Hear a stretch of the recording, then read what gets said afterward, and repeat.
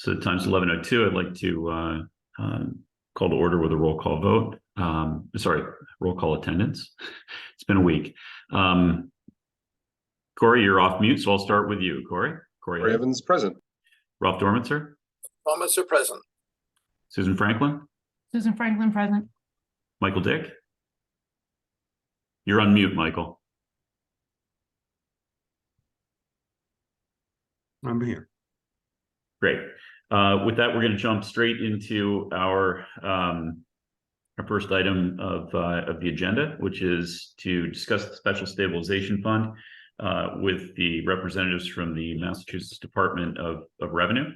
I'm really going to turn this, open to the committee. This is something that several members had requested. Really, I think as a matter of confirming our understanding of how these stabilization funds work, and just confirming our understanding of the independent research that was taken as initiative by individuals on the committee. And we've budgeted a half an hour, so I think it's best to just dive straight into the areas where people have lingering questions. And it looks like we've got Deb Wagner online from the DOR, and a gentleman named Zach Blake. Or Zach, are you also with the DOR? I am. Great. Do we have anyone else from your team online? No, it's just Deb and myself. Okay, perfect. And Michelle, thank you for setting this up. I really appreciate it.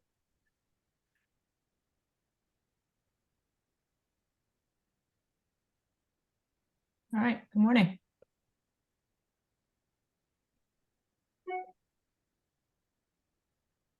So Susan and Corey, I don't mean to put you on the hot seat specifically. I'm happy to ad hoc this, but I think it's fair to say that the two of you did extensive research on this and certainly identified and resolved a lot of questions. But to the extent we need confirmation on where we landed, I certainly look to you to lead this. But I'm happy to try to do so on your behalf if you're not comfortable with that. Susan, up to you. I'm happy to, but you just more work than I did, so it's up to you. Yeah, well, really, I think there was a lot of information out there, but some of them were from different time periods. So we want to make sure that we're reading the most recent guidelines for the stabilization fund. I think the primary change that we saw was about the voting body that for voting funds or appropriating funds into a stabilization fund. That seemed to change from the town to a select board somewhere along the versions. But maybe you can just go over that construct in general, like how the fund is, just quickly, how the fund is created, how appropriations are made into the fund on an annual basis, how appropriations are made out of the fund, and if a motion to appropriate can be modified, through normal course in a town meeting, to reduce that amount, for example. So the first thing I want to clarify is specifically what we're talking about, because the rules for a regular stabilization fund that you appropriate money into at a town meeting are different than if you pass an override to fund a stabilization fund. So are we talking about if you were to vote an override to fund a stabilization fund? Correct. Okay. So I actually put together a little presentation, thinking maybe that would be helpful to kind of guide the discussion. Okay. So I'm gonna, if I think I can share my screen, it looks like yes.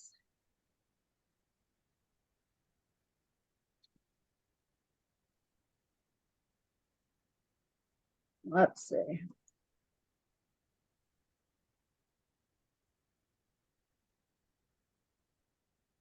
Okay, so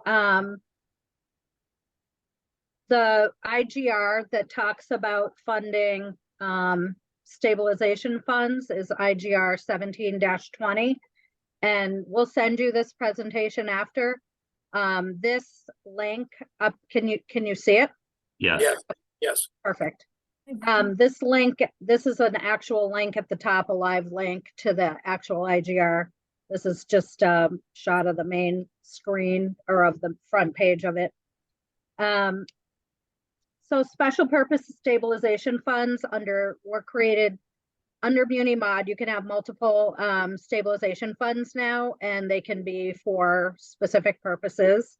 And you can have stabilization funds that are funded by an override.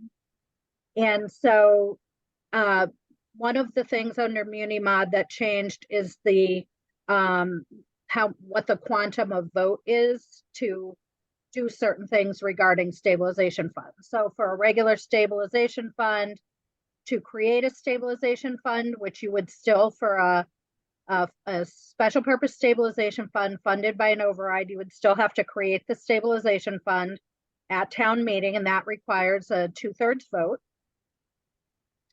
And then appropriation into the stabilization fund changed from 2/3 to a simple majority vote to put money into a stabilization fund. And in the first year of that you want to have a stabilization fund that's funded by an override, you would still need to kind of vote that amount into the stabilization fund with a funding source. And there's sample wording for the article. Sample wording for the creation of the stabilization fund funded by an override that's in the IGR. And then appropriation out of the fund remains a 2/3 vote. And Deb, I'm sorry, do you prefer to do questions in line or after you've wrapped up everything? I'm happy to do either. Zach, do you have a preference? I'd say let you go through the presentation, then we can answer questions. All right, thank you. Okay, so going more specifically into stabilization fund overrides, city or town may ask voters to approve a Proposition 2.5 levy limit ballot question for the purpose of funding any of the stabilization funds that you establish. If that's approved by the voters, the additional levy capacity is earmarked for the same stabilization fund in the fiscal year the override is effective and in the subsequent fiscal years. If you want to create multiple special purpose stabilization funds that would be funded by an override, you should pass a separate ballot question for each one. The amount of an override for a stabilization fund must be clearly identified, and as I said, preferably by presenting a separate override question for each stabilization fund being funded. And again, the ballot wording is in the IGR, and I referenced the page for you there. So, so in the first fiscal year that the override would be effective, the appropriation of funds generated by the override into the particular stabilization fund is made by the usual appropriation procedure. So it's a vote of the legislative body. You would create the stabilization fund by a 2/3 vote and then fund it with a majority vote. Each year after that, though, it's a majority of the select board that would vote to fund the stabilization fund. So what would happen is the select board would get together, you would decide, and you're not compelled to do it in the second year or the third year or the fourth year. So the majority of the Board of Selectmen would vote.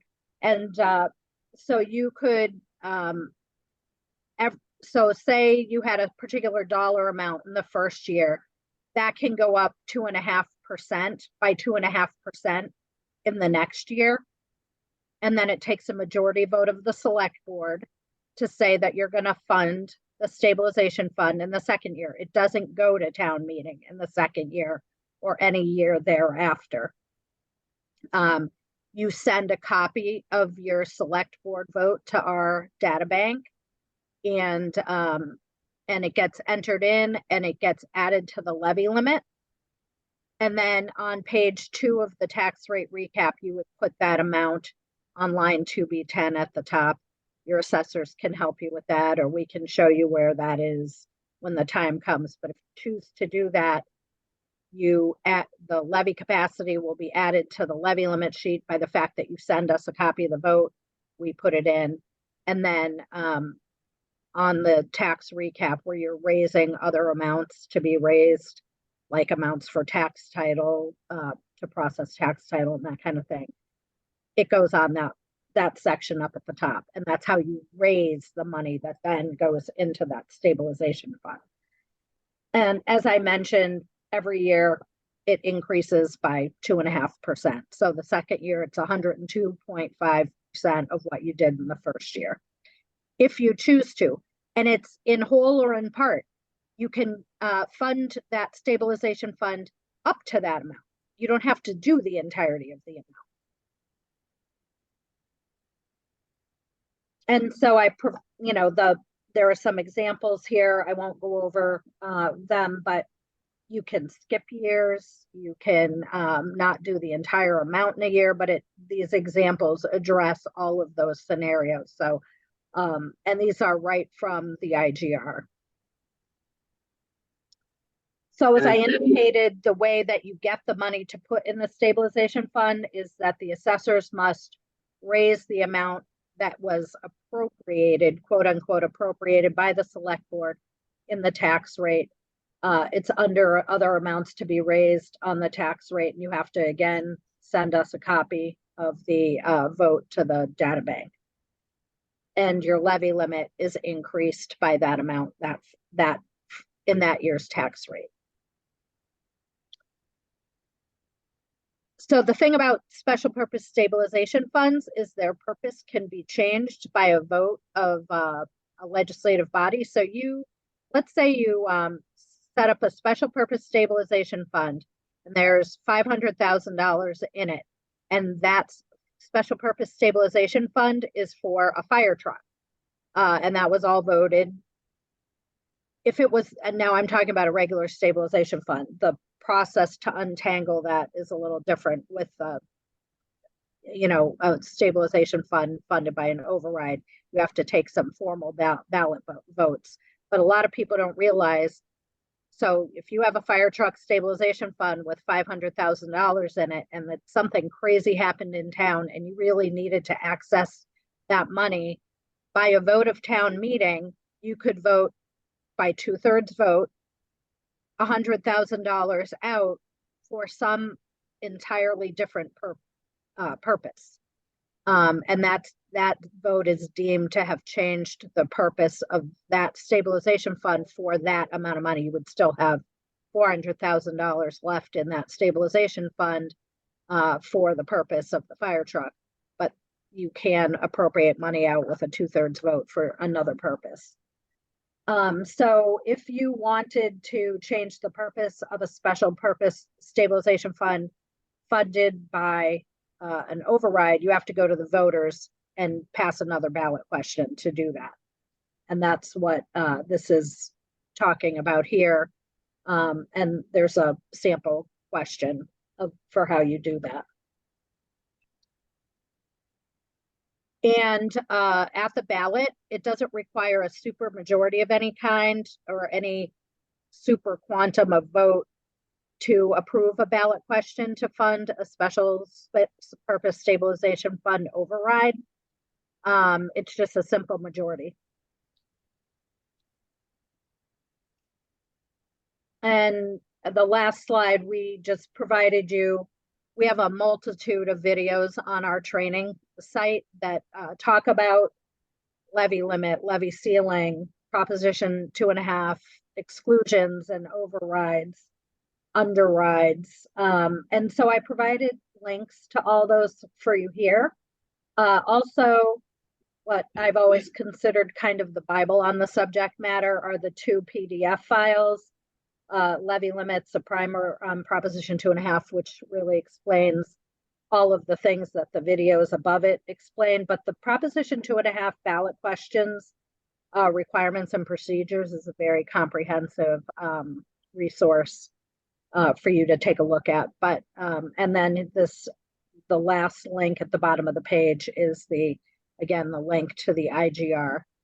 And so I will stop sharing. And if you have any questions, I'd be happy to answer them. Let me lead off with just a few.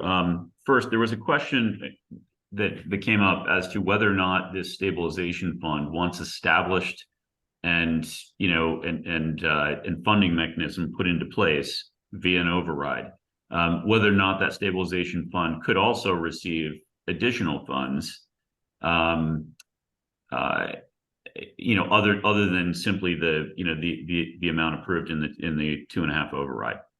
In other words, could we, in addition to this additional levy capacity, which is specifically earmarked, could we, for example, also drop money into this special purpose stabilization fund, out of our regular way, capital budget appropriation process, or out of free cash, or out of, whatever other source that, that may be available? I've never contemplated that question before. You would think that over the years, somebody would have asked us that, but this is the first time I get that question. I would think there's no reason you could not, but that portion of it would require a vote of your legislative body. You would have to go to town meeting and ask for an appropriation for that part of it. Just like any other appropriation. Yeah, okay. Exactly. Somebody found specific language in one of the policies that suggested that flexibility existed, but there were other boards in town that were unaware of it. So we were just hoping to get clarity so that, that everyone's on the same page. The next question I have is, on your very first page of explanation, you mentioned that you fund this with a majority vote. So to set up the stabilization fund, required a 2/3 vote, but to actually fund it required a majority vote, which I'm a little bit perplexed, because my understanding was the funding mechanism here is an override. And my understanding is that to vote through an override, you actually do need a 2/3 vote at town meeting. No, that's not true. So that's not true. So we can pass an override with a simple majority. You don't pass an override at town meeting. Okay. That's an election. That's a ballot election. And at the election, the question would pass by a majority. You don't need a 2/3 vote. I'm talking about, so I'm going to go to the and maybe I'm confused on how it gets on the ballot. Does it need a 2/3 vote at town meeting to put to actually put the override question on the ballot? Is that maybe what I'm misunderstanding? Your legislative body doesn't take a vote on putting something on a ballot. You as the select board decide whether or not something goes to a ballot question, and that's here. So I'm going to go here. It may be something in our town bylaws. Corey, am I missing something here? Again, so I should have started this. This is all, you might have a bylaw. This is all state law, right? We may have home rule. Yeah. Corey, am I missing something here? Well, so I was just I had the same question as you, Brian, but I'm just going to repackage it a little bit. So as I read that first slide, Deb, it sounded like we go in front of town meeting for the override, the legislative body. That's a 2/3 vote. We have a ballot, which is a majority vote. Say that again. I want to make sure I got it. Okay, so step one is that we go in front of our legislative body, which in Cohasset is a town meeting, and we pass the override with a 2/3. Then we have a ballot. You don't pass an override at town meeting. So what phrase should I use for that then? You vote an appropriation. You vote to establish the stabilization fund. Okay. And then you would vote an appropriation. You vote to. Okay, so we. So I'm gonna let me give you the exact language here. So. Please. So page 2 here. Placing a question before the voters. One of the questions you had was who puts the question before the voters. So proposition 2.5 questions are placed on an election ballot by a vote of the local appropriating body, which is defined in towns as the select board, not town meeting. Okay, so the select board that's in charge of putting a question before the voters. All right, so but to create the stabilization fund, that's a 2/3 vote. to create the stabilization funds, a 2/3. Okay. And the override ballot is a majority, That then- passes by a majority, yep. correct? And then it seemed like then there's a third step that for the first appropriation out of it, we'd have to pass a majority vote to For the appropriate out of first it. appropriation into it, So we did You not always- accomplish that the first time. you always have to vote appropriations out of stabilization by a vote of your legislative body. The select we- board does not just spend from that stabilization fund, So funded the- by, So the creation of the stabilization fund is one step. Once the ballot passes, that's step 2, but then we still have to take a third step to appropriate into the fund. Is it a 3-step for this mechanism? now, I want to show you the appropriating into it part. But then, when you want to use those funds, I you know, have to we go to understand that. town meeting and I ask, understand that part. Yeah, okay, it's, I so think hang we're, on. yeah, the Let me biggest just- hang up is the into part for us, I think. That's largely Yep. where we kept getting So caught. let me show you that section. Yeah, because it felt like there was a third step there. I don't know if that's kind of what caught you, Brian. I thought that in passing the tax, however that's done, okay, the override, that the appropriation goes hand in hand with it, that tax, that the revenues from that override, will specifically be appropriated into this fund, That period, is- full stop. That is absolutely correct. I Okay. just want to get you the year one procedure. Okay, Yes, So- that's correct. The year one procedure is a little different. But each year subsequent, the select board has to meet, how many do you have? 3 or 5? 5, we got 5, yeah, so we need You have 5. a 3/5, So yeah. majority of the select board will get together and they'll say, well, yeah, this year we think we can afford to put money into, not that we can't afford it because it's funded by an override, but we don't want to necessarily place the burden on the taxpayers in this particular year. So they will decide how much of the original amount they want to put in that stabilization fund in that fiscal year. They'll and that's comes to us, and so that you'll have the additional taxing capacity to do that. You'll put the amount on the tax rate recap and it raises it from taxation. But that's the select board in the second and subsequent years. They So can for year decide, 1, I think year 1 is where the difference is where we're getting caught. right? I was talking about the second and subsequent years. Year one is different, which I was starting to show you, but you wanted to talk about after that. So Oops, my now I'm going to apologies. show, no, that's okay. Now I'm going to show you what you do for year one. So you have to, cities, towns, and districts that accept the 4th paragraph of General Law 45B may dedicate without further appropriation all or a percentage of particular revenues. So you can do a revenue dedication from some excise tax. Dedication of, let's see, I went to the wrong place, stabilization override. So cities and towns may ask voters to approve a Proposition 2.5 levy, limit override ballot question for the purposes of funding any of the special stabilization funds it establishes. We're clear on that. If approved, the additional levy capacity is earmarked for the same stabilization fund in the fiscal year the override is effective and in subsequent years. We get that. Therefore, the amount of any override for a stabilization fund must be clearly identified, preferably by presenting a separate override question for each stabilization fund being funded. Here's your sample questions.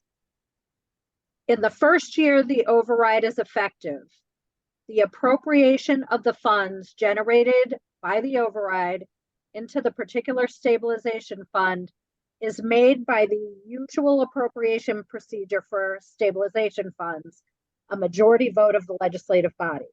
So in the first year, so you have to vote to create the stabilization fund by a 2/3 vote. And you have to take a vote of the majority of the legislative body to put money into the stabilization fund. And that dollar amount should correspond with the ballot question Okay. dollar amount. Okay, that's important. Got it. So each year thereafter, however, the select board, town council, or city council, with the mayor's approval if required by law, must decide whether to quote unquote appropriate any of the additional levy capacity. And here I am thinking you guys can see what I'm looking at. I apologize, I forgot to share my screen. And so let's see, a 2/3 vote of the select board, not a majority vote. 2/3 vote of the select board is required to make a subsequent fiscal year appropriation into the stabilization fund. And they can choose to do all or some of the additional levy capacity. They have to put the whole amount the first year. Yep. Or And- they can choose to do none. And Deb, if they choose to do a lesser amount, can you just explain what the result of that is for future years? Yeah, so I'll refer to the example. So let's see. Give Pretty me good one- on this part. Yeah. We do know that if it resets down, if it resets the 2.5 escalation. And if they go to 0, it sounds like it basically the select board can go back and refund it at where it was. It doesn't set the fund to 0. It doesn't cancel it. So as I indicated to you on page 6 starts all of the examples. So if you have $100,000 override in the first year, the second year it can be 102,500. In the next year it would be 105,062.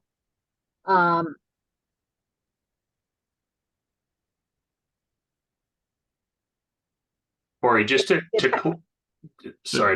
clarify that question, Corey, you said, and let me sort of hypothetical here. So let's say original override was for 100,000, appropriate that in the first and second, maybe the third year. In the fourth year, they decide $80,000. That would be the new cap. That would be the new cap. Plus 2.5%. Now, if the board then voted 0, that's different than not voting. So you should consider that nuance. I wasn't aware of that nuance. So if they don't vote, it freezes, but if they vote 0, that's the floor now. So if they vote a number, that becomes the floor or the ceiling, the cap, if you will. Right. Thank you. Okay, That's that's an important helpful. distinction. Michael Right. Dick's got his hand up. Yeah, Yeah. I do. Ralph, we'll go to you next. I apologize. Michael's had his hand up for a while. Okay. Hi, everyone. Thank you, Deb and Zach. Really appreciate your guidance. There is some strong noise outside my window. I'll do my best. We don't hear it at all. Oh, good. Okay. First off, this is a novel funding mechanism for our town. I expect that we'll face errors and omissions in using the mechanism. I just being pessimistic or maybe realistic in not being able to bat 1,000 and getting this all right all the time as we go forward. If the town makes a mistake in this process, what is the process for correcting the error or omission? If we make a false step and actually vote something in the wrong way, for example, how do we correct that? So it depends what the misstep is, what the remedy would be. It would depend. Have you seen any I examples can't, from other towns? I just haven't had anybody reach out to me and say, we made this error. Okay. So I wouldn't know. Yeah, and it's hard for us to sort of work in hypotheticals Yeah. because there's so many different varieties of issues that could arise. So I tend not to want to get into that. But if something does occur, we would be happy to discuss Yeah. what we that would might look address- like. Okay. Can the stabilization fund be limited in duration? For example, could we sunset the upcoming stabilization fund? I'll use the term authorization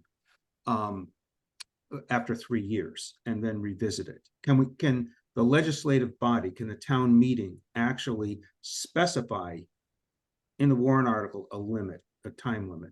I would say no. Especially one funded by a ballot question, you would have to go back to a ballot and undo the, Okay. one of the overriding principles that we talk about in municipal finance is not being able to bind a future town meeting.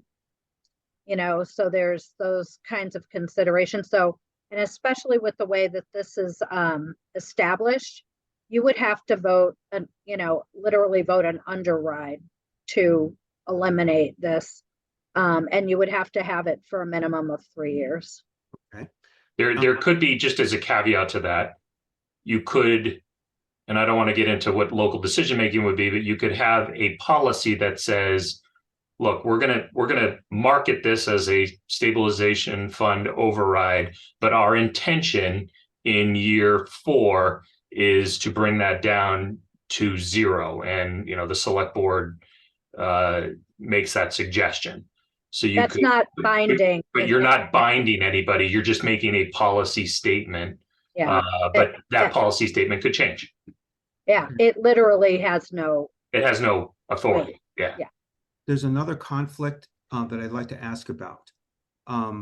You mentioned that in subsequent years following the establishment of a special purpose stabilization fund, that the select board has the sole power to authorize spending. Our No. capital. no, Oh, that's okay. not what we said. The select board has the sole authority to fund, to say whether they're going to raise an additional amount from taxation to put into the stabilization fund. All votes to expend funds from this stabilization fund, even though it's created by as an override, must be appropriated at town meeting by a 2/3 vote. Okay, great. Select board doesn't decide how it's spent. Okay, and then one final question, then Ralph, I'll throw it to you. In some of our previous discussions, I believe that the select board was identified as a legislative body for the town. Is that correct, or is the legislative body just our town meeting? Well, the legislative body for this purpose, and again, our lawyers write this. Hang on, I mean, I can go look in your legislative body to expend funds is town meeting. Okay, all right, thank you. Ralph? It's like saying who the CEO of and we, you know, that I would have to ask our attorney about the use of that particular expression in that section. But the legislative body for putting the ballot before the voters is the select board, for sure. Not a question about it. Okay, thank you. I guess thanks Deb and Zach for tolerating all of us.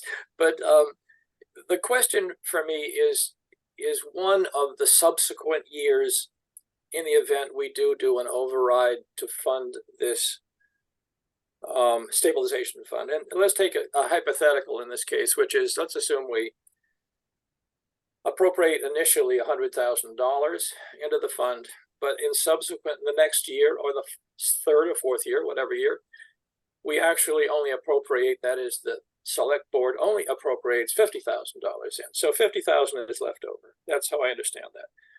However, no, you appropriated.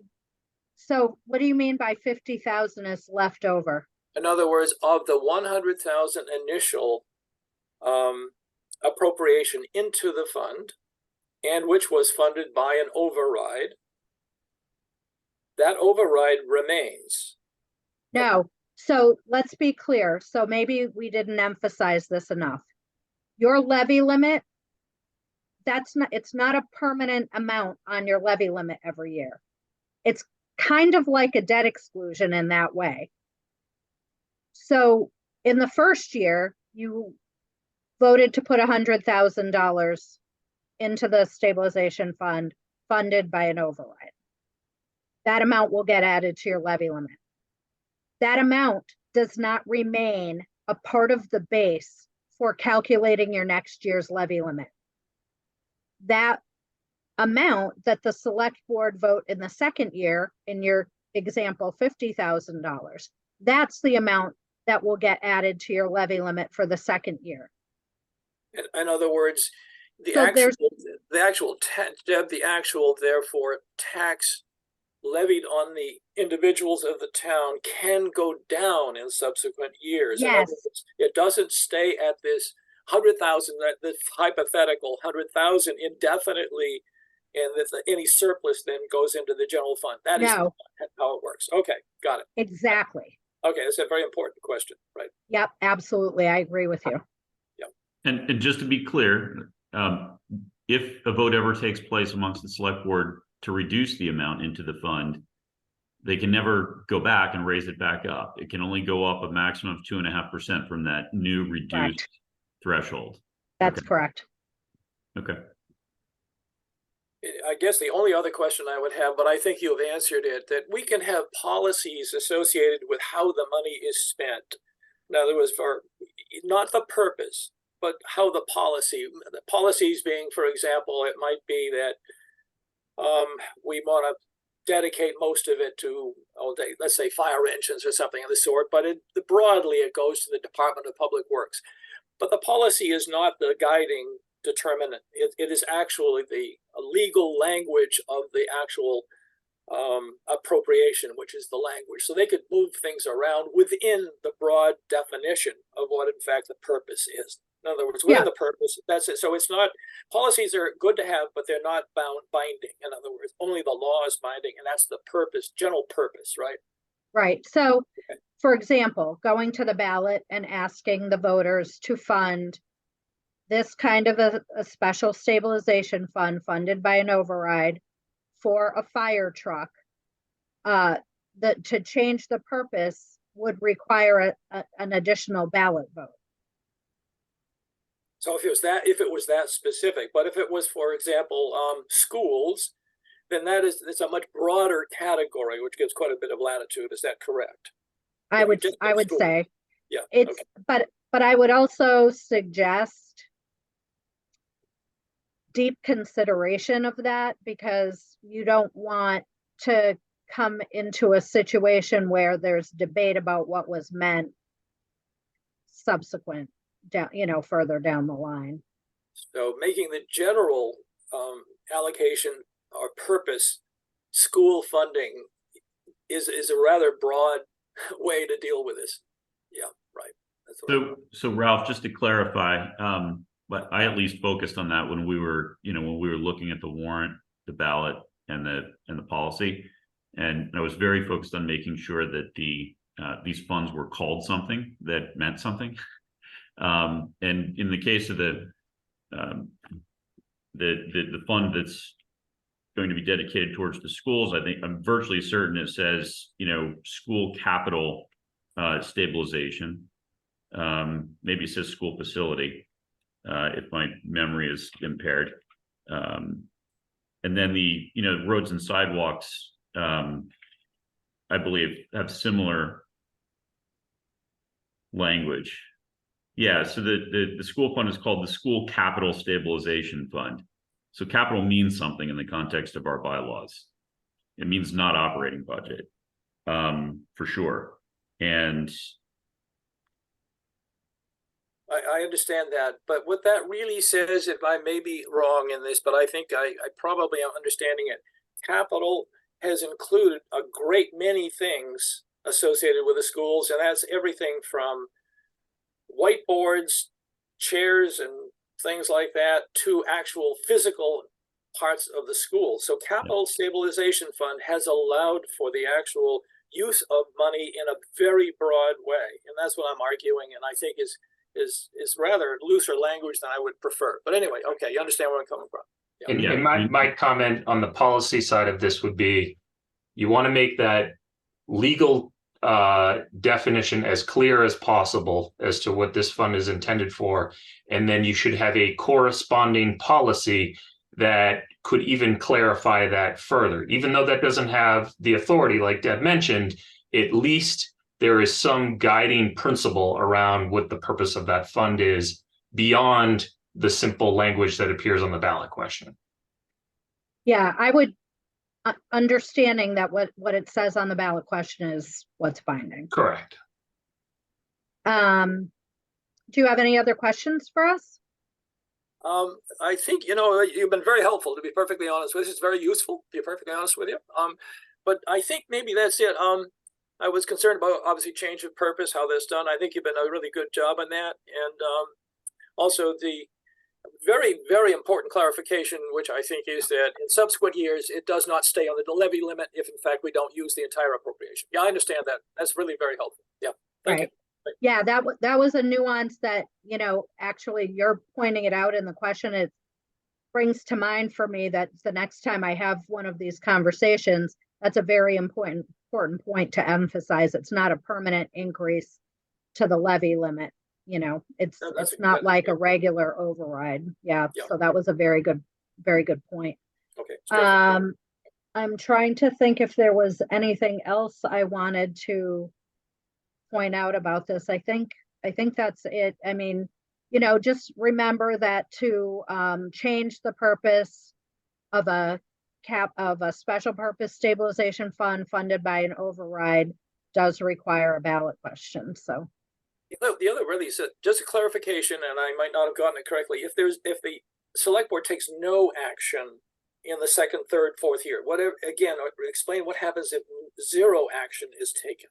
That's a really big question also. It's the base is the limit that was established the last time they did it. Okay, so it continues at whatever the base was. Okay. Yeah, plus 2.5%. Okay, got it. That's important too. All right, thanks. That's terrific. Good. Totally unrelated, but I just have to ask, Ralph, are you in any way related to Henry Dormitzer, our former commissioner? Yes, I am. Okay. I didn't even think of that, Zach. Yeah, it's funny that you should remember that. It's absolutely right. Yeah. Good guy.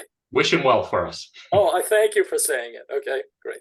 Guys, thank you. This was really, really helpful to kind of put the bow on things. Thank you for making the time for us. You're welcome. You're welcome. Have a good day. What we're here for. Bye. Bye. Thank you. All right, our next item, and I apologize, we're running slightly behind schedule here, is the school feasibility study. We've requested participation from the school, I believe. Michelle, Mr. Earls was planning to join us. He is. He's here. I just promoted him. Super. All right, a Jets fan. I do not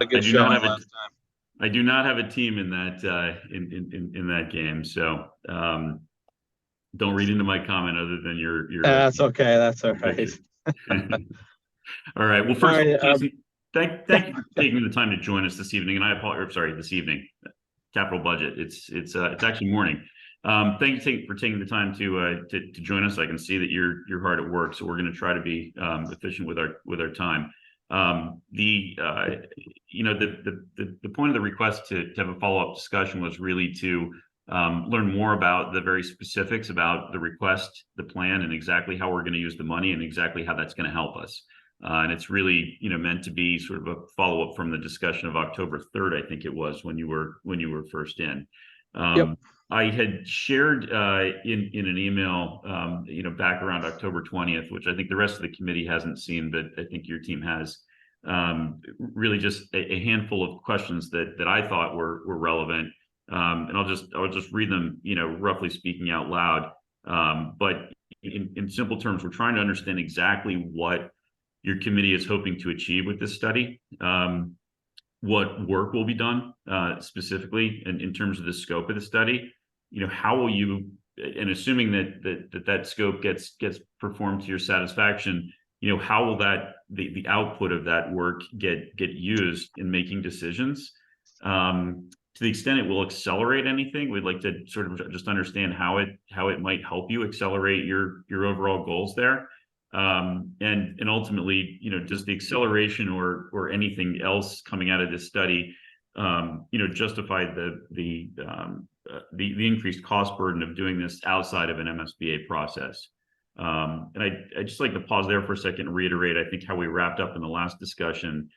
We didn't vote this, but I did take an informal poll of the committee, and committee, please correct me if I'm wrong, but my recollection was that to the person, everyone suggested that, they were supportive of the feasibility study in the context of an MSBA invitation, but people were struggling to understand, the exact benefit of doing so in advance. So that's really the backdrop here. And I think we're just hoping to learn and understand and make sure that we're taking it all into consideration before we're ultimately obligated to vote on this. Yeah, sure, not a problem. I dug through some emails that I had, some notes that I have from prior discussions and further investigation since we last spoke. So basically the feasibility study, it's going to evaluate the existing conditions and further depth than what AI originally did. It's going to do the educational visioning as well. So it's not just all about the building itself. It's actually the learning that takes place in the building. Educational programming, again, the students. It would develop initial project space summary. And from my understanding, that space summary is basically how many kids per square foot. So that would dictate like size of classrooms, collaboration spaces, things along that nature. I think there might have been a little confusion on that slide I put up last time with all the dollar figures on it. The stuff that was below the basically the feasibility study, conceptual design, and whatever the last one that we won't be doing is, the total comes to like $300 and something thousand. And what they did for me was they broke out everything that would be refundable, so to speak, if we were to get accepted into the MSBA. And that was all the phase one stuff, like the geothermal evaluation, or geotechnical, hazardous material inspection, environmental, wetland delineation, soil characteristics, a site survey, which would be wonderful, and a more in-depth traffic study. I was hoping that we could find something at the town hall.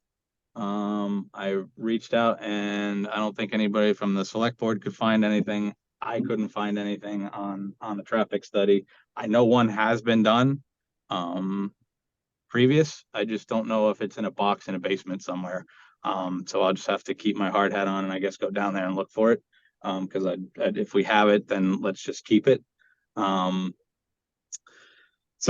some of the other things were that, doing some of these elements now will save us all with the feasibility path. If we are later accepted into the MSBA, they said it would take basically 2 to 3 months off the project, which is always what you want to hear on any type of project. Saving time is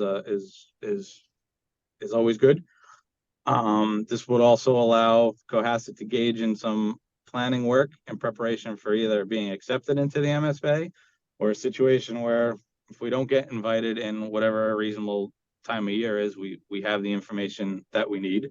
I think it will also help us allocate better the stabilization fund if that should pass, because we'll know what parts and pieces of our current building we can extend, which ones we may have to upgrade and deal with now, whether or not we get accepted or not.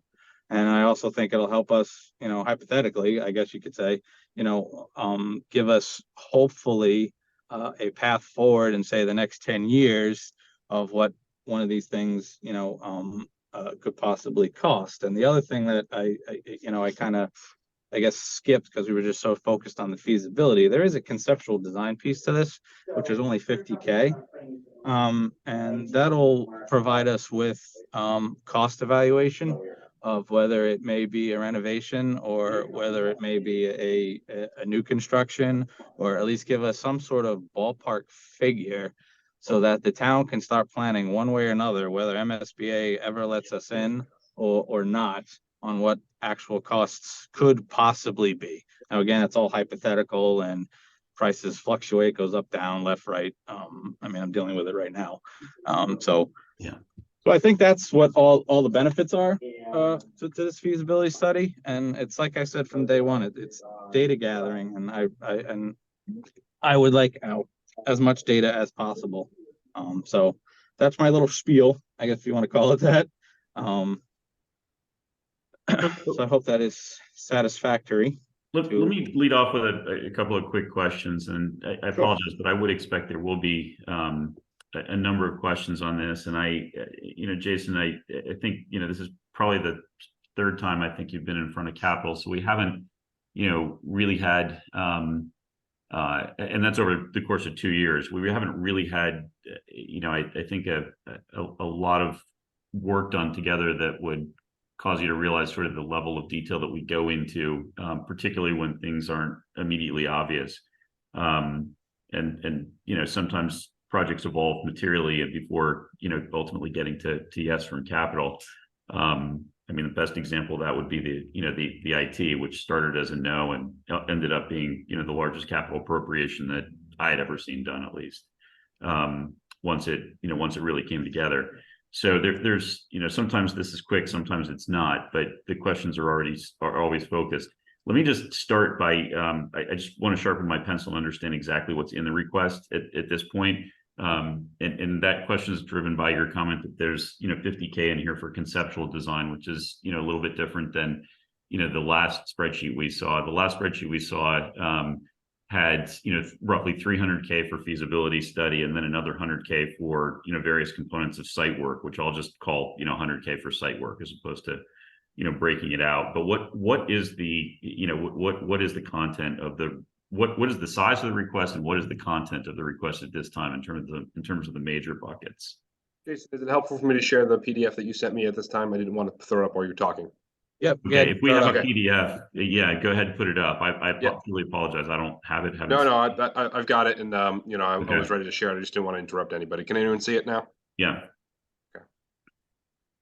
So this is what I was saying in my initial comment. The first section, if you could zoom in a little more, the top piece is what I'm asking for, and the bottom piece is what is actually in the feasibility, but it was broken out to show what Right. could be used 100% reimbursed.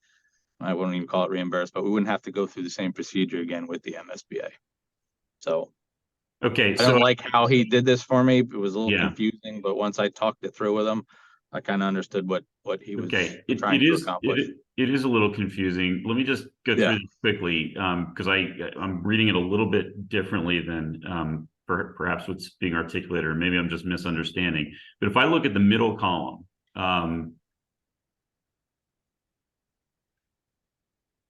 okay, so you're not working off the middle column, I think is what I hear you saying. You're working off Yeah. so you're working off the first column at this point. Yes, column to the left. Yep. Okay.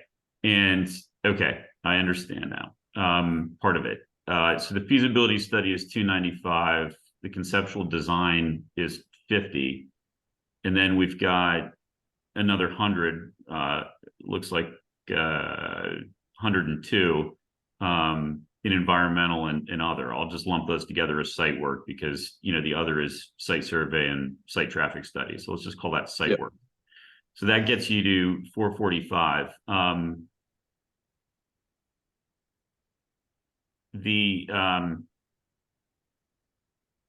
Okay, so the request. Okay, so that's the request.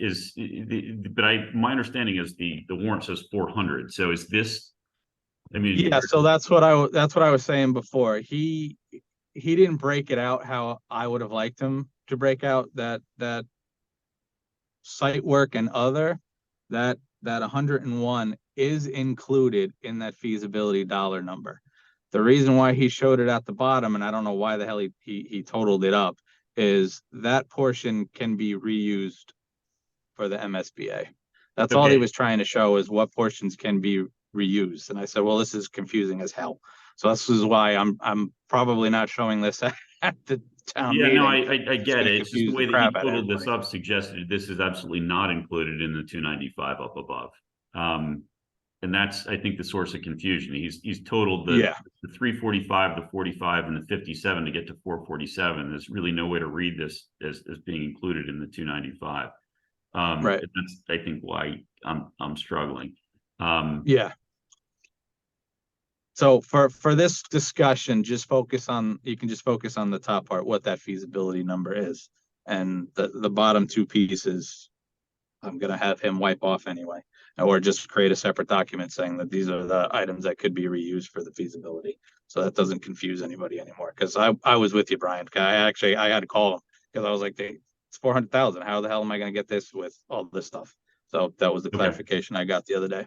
Okay, so he hasn't clarified the spreadsheet, but he provided you or corrected the spreadsheet, but he provided you an Correct. explanation. As a provider, yeah, yep. Okay. Right. And look, this is why extra sets of eyes are helpful. Oh yeah. You know, no one on this committee or any other committee is smarter than anyone else. It's just, you know, different people look at the stuff with fresh eyes and see different stuff. My second question, and I'm going to just turn it over more broadly because I know multiple people have questions. My second question is with regards to the reuse. There's, you know, I want to just make a distinction between reuse and actually, well, I don't know if I'd call it rebate or refunding.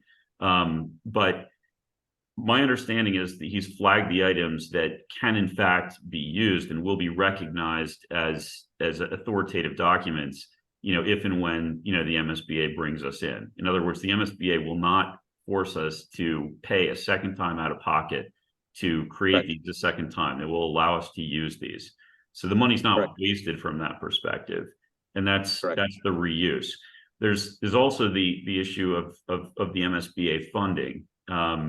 They, you know, they provide a range of funding on these projects. And I've seen numbers as, you know, as low as 20%, as high as, you know, being in the 40s. But just for illustrative purposes, you know, I just early on sort of said, okay, split the range for somewhere around, you know, 1/3, 2/3 in terms of the total project cost or whatever it is that's in the portion that they're willing to, you know, to play on.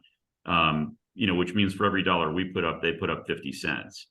And so my understanding, and please correct me if I'm wrong, but my understanding is if we do this work prior to being invited into the MSBA process, they will certainly allow us to use it, but they're not going to give us a refund on it or include it in the portion of, you know, their funded project that they'll actually provide the 50 cents on the dollar match. Is that an accurate statement or is that an inaccurate statement? Right. We're not going to get a check from them, but they're also not going to expect us to pay for it, if that makes sense. That portion. Okay.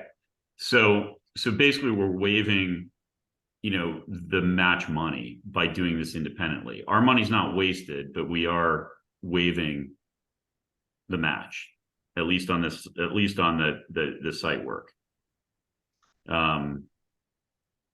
I don't know if they would ever match on the site work. My understanding is it's more towards the constructability of it. I can double. I wish I had my laptop with me because I had it on there. Okay. Because me individually, and you know, that's the part I'm hung up on. I mean, we you know, everyone that comes in front of this, well, every request that comes in front of this committee, to the extent that there's, you know, there's grant funding, match funding that's reasonably and readily available, and is traditional in the context of such projects. I mean, we do compel people to go get that money as opposed to just, you know, paying it a second time. And that's the issue, is whether or not we're actually waiving, you know, by preempting this and saving, you know, the 2 to 3 months on the project. You know, are we waiving fundamentally, you know, $200,000 worth of match funding from the MSBA by doing this on our own as opposed to through them? Because that's not a small number. I believe the match is more on the construction cost than it is on any design cost. Okay, if you could follow up, that'd be helpful. Yeah. Just having clarity on that. No matter how this, you know, comes out of this meeting and how this comes out of town meeting, I'd just like to know that I'm thinking about it the right way. And if I'm not, I'd like to conform, frankly. So I'll turn it over to whoever has the next question. Guys, I don't mean to be rude, but I have a 9-minute now hard stop because I have to head back into the building. So okay. Don't mean to rush, but I got to get back in there.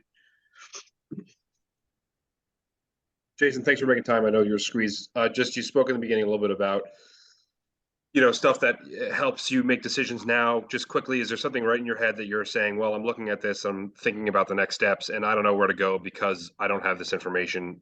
Just boil it down to the simplest, easy to understand, practical matter. Simplest thing is I need a professional to tell me, and this will tell me this feasibility, reno or new, cost associated with. And then I can start making the rounds and we can have a more in-depth discussions.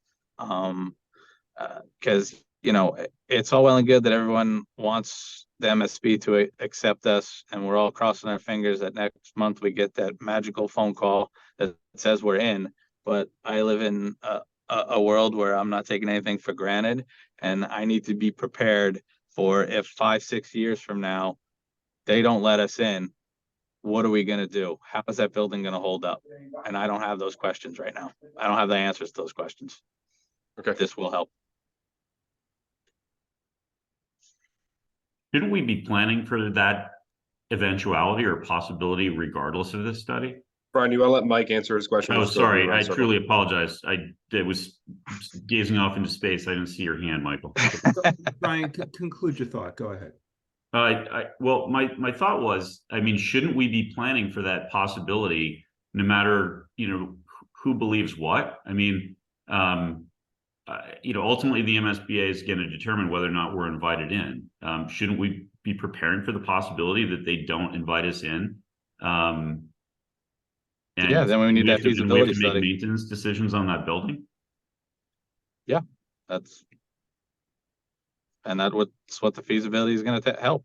It's going to help guide us in where we're going to spend that stabilization fund. And if we never get in, we'll have expert opinions on whether or not it should be a tear down or a remodel. I don't have those answers. I would love to just be telling you guys, this is what it is. This is where we go. This is how we do it. Here's the roadmap. But I got nothing. I'm struggling to reconcile, you know, this versus the AI3. I mean, the AI3 report was funded with our support, unanimous support, I'd add, to get a list of things that we know we'd need to address in the event that, you know, we're in maintenance mode on our buildings. So I feel like we have that list. We paid for that list. It's been prioritized. I mean, if MSBA says, you know, we're not building you a new building, or for that matter, you know, inviting you in to do a major reno, I mean, aren't we in a position where we're chipping away at that list with priority? Well, it's not just the middle high school that money's going towards. I understand. It's, you know, we got to keep those other two schools up as well. So, Yep. I mean, that, you know, that 1.5 is going to be stretched. I mean, it's over $30 million worth of items that need to be taken care of. And will that be enough over time to help stretch the life of the middle high school? I just don't know the answers yet. And quite Michael? frankly, you know, if we get this feasibility study done, obviously it has to go out for an RFP and all that other stuff, but I would prefer not to use the same company that we did, because then we'll have two sets of eyes, Yeah, two sets of professional opinions. I agree. I'd also, just as an aside, encourage you to use somebody who's not also intending to, you know, to bid it as the architect to build the project, because that Well, we don't, creates a direct MSBA conflict. doesn't let, the MSBA does not let us dictate who we use. They tell us who we use when it comes to the design. Okay. Michael? I don't know if I asked your question, but you were next.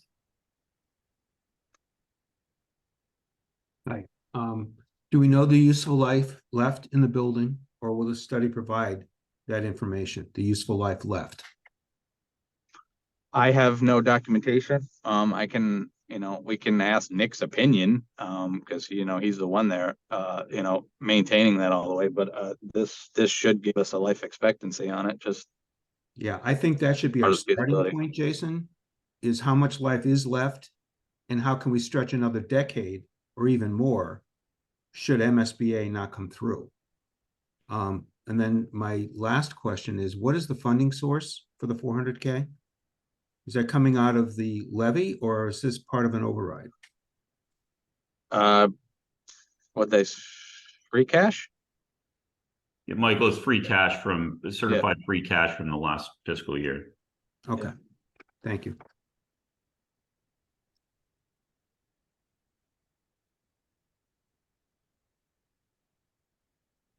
But the first part of the question is, Jason, is to you. Well, I think Jason answered it, and it seems like the question on useful life is not one of the leading data points that you're looking for. And I would hope that it would become the first thing you're looking at is how much time do we have left? Yeah, I'd agree with that. I mean, inevitably there is a replace or a reno or replace question to be asked, but that's And the as third you approach option the end of is- useful is- life. Is to go with what we have and make it. Yeah. work. And we seem to have dropped that as an option. Well, I mean, that's part of evaluation of the existing conditions in the feasibility study. I mean, it's in there. Okay, Maybe it's not spelled out specifically, but I would hope it would be spelled out and emphasized. That's yeah, one yeah. man's I brief. mean, and when you go out for an RFP, you get it a little more detailed than a, quick PowerPoint presentation. Right. Good enough. And Jason, thank you for taking time out of your workday. I know, but I appreciate you guys having me. Okay. Does anyone else have any other questions? I do have one, but I don't want to monopolize this. And I know Jason's about to go. So if anyone else has questions, please.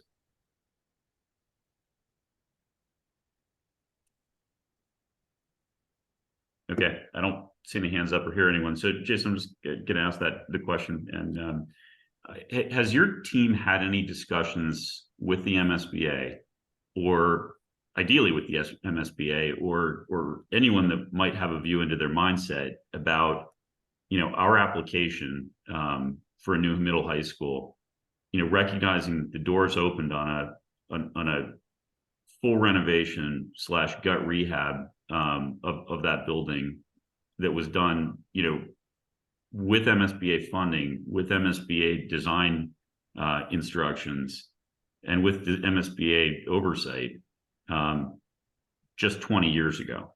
I mean, I'll pause there, but my instinct is that that's going to have an influence on, their initiative towards reopening this with a massive project, literally 20 years later.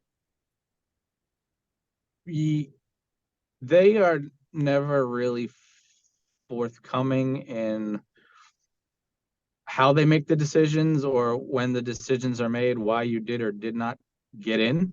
The discussions that we did have with them is that the last time we applied was 20 years ago.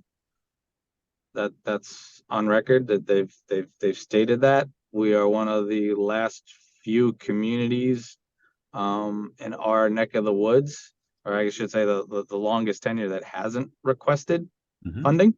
So we're back at the funding line fundamentally, at least regionally. Correct. But that doesn't mean that, a different socioeconomic town has worse off than school than we are. So, and they may have requested earlier or, the time difference. So they take in a multitude of factors, and time frame, is the last time you asked is just one part of it. So I hope that answers what you were asking. Okay. I mean, it does in part. Basically, they're not tipping their cards, but it might be helpful. Yeah, trust me, I tried. At some point, it might be worth just saying, hey, look, help us out here. We're coming out up on some major investment decisions, including whatever, a $7 or $8 million roof.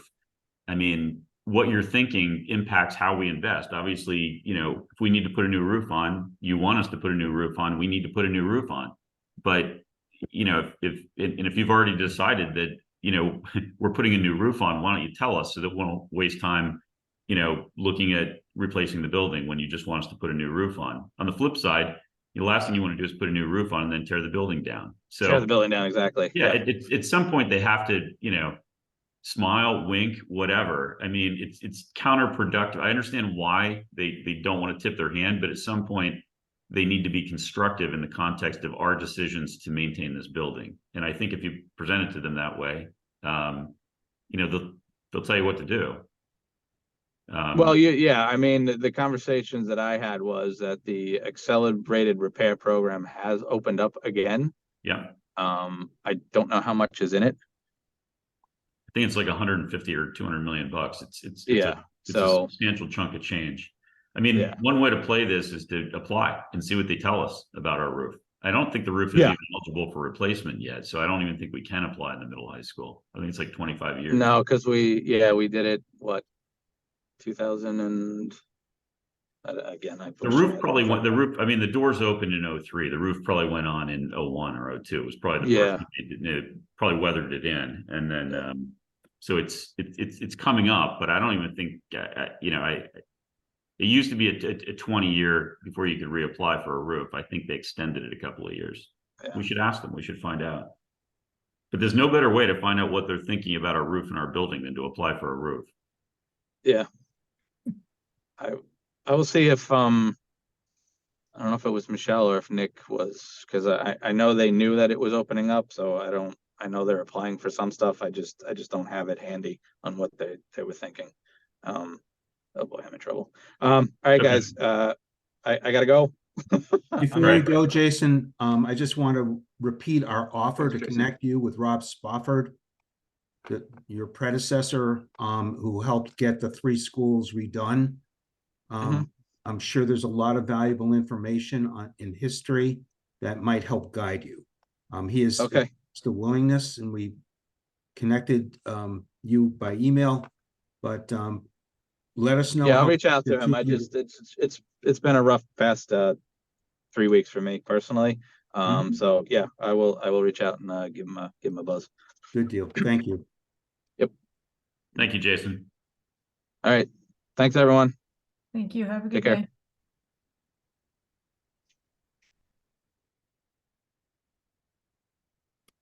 Okay. So this item is on the agenda as discuss and vote. So let's discuss, and at the end of that discussion, let's discuss the potential to vote it today. I open it to the team. Anyone that wants to lead with thoughts or suggestions. First question I have is, how long can people remain on this Zoom call? I'm fine, but I just want to. I am as well, but thank you for your consideration of that, Michael. It's, I've got a dead stop at probably 1:30. I'm a little short. I'm probably about 12:30 where I really got to get done this stuff. So, that's 15 minutes from now. Okay. well, I mean, again, this was supposed to be this meeting was supposed to be short. So, Yep. All right, I'm going to move. which is why I agreed to a morning meeting in the first place, because I could Right. fit it in an hour slot. Understood. So I'm going to move that we not recommend this appropriation. I'll just get it out there. Okay. Do we have a second, at which point we can deliberate and then vote?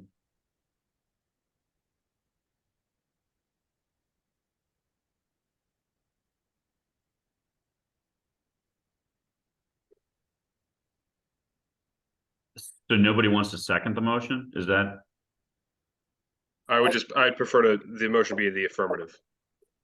Yeah, I think it should be in the affirmative. That's how I look at it too. I think we probably are making a mistake in doing it in the negative. But anyway, I will second it if necessary, but I prefer, as Corey said, I would prefer that it be in the affirmative, okay? And then you could vote no. So if you don't want it. so make it affirmative, it just says no confusion, but then vote any direction you want. Is that? Yeah, that's exactly how I would do it. Yeah. Okay. Yeah. Michael, would you like to restructure your motion, or would? No, I would prefer someone else make the affirmative motion. Okay. I move that we capital budget moves to recommend the appropriation out of free cash for the feasibility study at town meeting. Somebody like to second? I'll second it just to get it on. I want to get it on the table. Okay. Okay, so we're gonna let democracy work here. And at least in terms of our votes as a committee, and now I'll just open it for any further discussion or deliberation before we vote. Well, let me just say quickly that I think the arguments have been made very clearly, and I appreciate that the fact that we had a chance again to talk about it. I do think the relevant questions really are age of the current building, which is a very important question. I think that's really a very wise thing to know in advance. Number two is having no reimbursement, no guaranteed reimbursement of any portion of the money we spend now, yet some of it would certainly be reimbursed by the state building authority, school building authority, is really probably a mistake to gain 2 or 3 months of time. So, you know, you look at it and you say, I can understand why you want to do this, but I do think it really does require a state match to even consider it. Although I did hear that they might want to do it even if we didn't get a state match, which I think would be very hard to sell.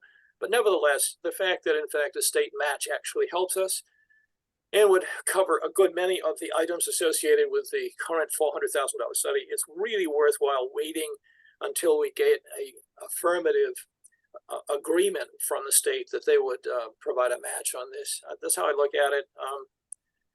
And I think more broadly, if you have 400,000, and this is probably a non sequitur, but I'm sorry, but if you have 400,000, you can spend out of free cash to do this. Why can't we have 400,000 into the stabilization fund to do roads, for example, or something else?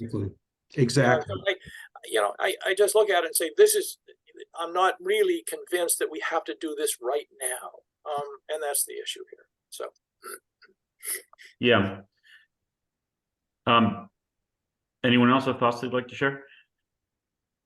Yeah, I very much agree with Ralph's observation that the 400,000 free cash ought to be in some kind of maintenance, whether it's roads, which I would hope trying to make up that $800,000 out of the levy, or perhaps some other maintenance versus a program that expands the work that the town does.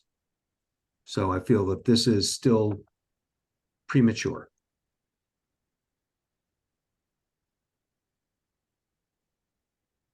My feeling on it is we already have a plan for improvements on the building that we got from Nick. And if he felt confident making that plan based on the other report, I'm not sure why we need to have a second report. Unless there's something in this that's going to be much more telling than what we already know. I guess through all these discussions, I feel like we're still missing the 30,000-foot view, right? And I'm very sensitive to the idea that, yeah, we've got stuff we need to spend the money on right now. And I think Ralph phrased it really well. At the same time, I'm thinking, well, do we spend money on this stuff versus saving money later on? Every dollar is important. We can't be using one to use one later. Or I'd like to have full confidence that we can attack stuff without the doubt. If this study comes back and says there's no reason to tear this building down, let's go. I think that just adds the ability for Nick to do his job, rather than constantly trying to balance. Well, do I fix it or do we patch it? I mean, there's an opportunity cost there of his team and the building as a whole. So there's value in this kind of in both directions. I don't know how to put a dollar figure on that. And to the dollar figure problem, I do understand that a lot of this stuff is reimbursable. And to Brian's point, that's both a blessing and a curse. In some ways, you know, we get it back or we can reuse it, but maybe we wouldn't get the full value. So I kind of don't know how to weigh that. I think this is going to be a tens of millions of dollar effort. And in order to have planning on stage one, and I think we saw in other projects, a year or two delay does cost money. We have a school facilities committee. They've been charged to do work. They have to give us recommendations. They're telling us they need better 30,000-foot data. I agree we could have a priority thing, but at this point, I think for us to execute on the next long-term stuff, we need better stuff. And if this is the way I'm being told to get it, I'm inclined to say, okay. Okay. I have a handful of thoughts, which, if shared in a different environment, might be clinical schizophrenia. First, I don't want to position the question of a school feasibility study against the question of roads because it suggests one or the other is more important. I do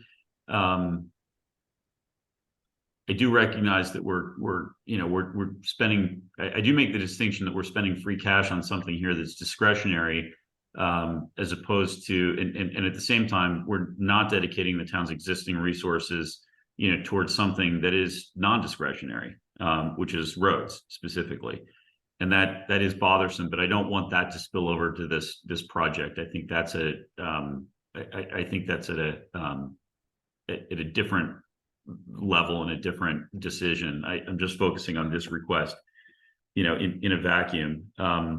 I am concerned about sort of walking away from match funds from the MSBA, even for this portion of the study. If I'm correct, that's a 6-digit number. If I'm wrong, then, unfortunately I'm in a position where I'm voting at this moment with a misunderstanding of how that works, which is really unfortunate given, the amount of time we've had to sort this out, which has, I think, been our biggest enemy. We've had time and we just haven't had the discussions, because I may very well be wrong about this, and there's been every opportunity to have the discussion and find out that my position is based on an incorrect assumption. But I have what I have at this moment in time. The other issue is I'm very hesitant to really put any funds against the site work. That's really quick turnaround stuff. That's not what's driving the 3 months. It's the feasibility study and the conceptual design that's driving the 3 months. A site survey for something like this, or geotechnical borings, are literally a few days work, and the biggest issue is just scheduling people to come in and do it. So it's just not complicated stuff. I'm also wrestling with understanding why we would do any type of conceptual design. If beyond a napkin sketch at this point, honestly. If we need to add a wing for STEM labs, that's a concept people can understand. We don't have to sketch it. We don't need to do a conceptual design and almost suggest that that's the way it's going to be laid out, which I think is way too early to be thinking about that, unless it's helpful in just helping people understand and visualize that you can, in fact, I think, fix the school as it is, if that's where this lands. But the biggest issue I have is, I could see this report being, it really just depends on the outcome of the report, as to whether or not it was useful. I think if the report comes back and says, we need a new school, well, then it's not useful at all, because then you have to wait for the MSBA, unless somebody actually thinks that we're going to build a multi-$100-million school without MSBA funding. Or support, frankly, given they're the smartest party in the state on this, including everyone else combined. So if the report comes back and says you need a new school, which is a real risk, not based on conditions of the building, but based on the fact that it's 20 years old, and the building was 100% code compliant 20 years ago, and now it's not, right? Duxbury built a new school, 8 years ago, was 100% code compliant. 20 years from now, it will not be. So that's not the measure from my perspective, but it does trigger a mathematical calculation that says, you should build a new building. And that's what we get back from our architects on every building, every time we ever look at this. And it's just math. It has nothing to do with the underlying condition of the building. So if that's the way it goes, I think we will have wasted a bunch of time and money here. If it comes back and actually says, hey, you could do X, Y, and Z and extend the useful life of this building, another couple decades, then we've actually produced something that allows us to act. A recommendation for a new building actually paralyzes us, because then we're just waiting for the MSBA. So that's my schizophrenia on this. I think that was well phrased, Brian. But well, thank you.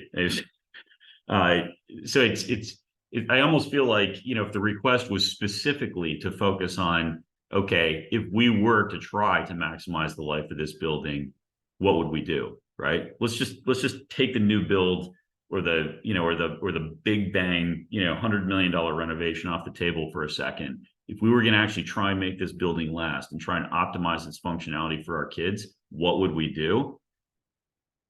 I actually would support that in a nanosecond, but that's not the request that's in front of us. Brian, is there a third option to this kind of schizophrenic decision tree? Can we go, into full mania here? Which is that, the study comes back and it says it'd be cheaper to build a new building, but the conceptual, is not acceptable to the town because it requires us to do something else. So is there a third path where we say, yeah, it's going to be more expensive to renovate the building, but frankly, that's a better choice for our town? I know it's kind of out there, but again, if you're going to build a new building, where are you going to put it? And then that neighborhood and those people are going to have some thoughts about that too.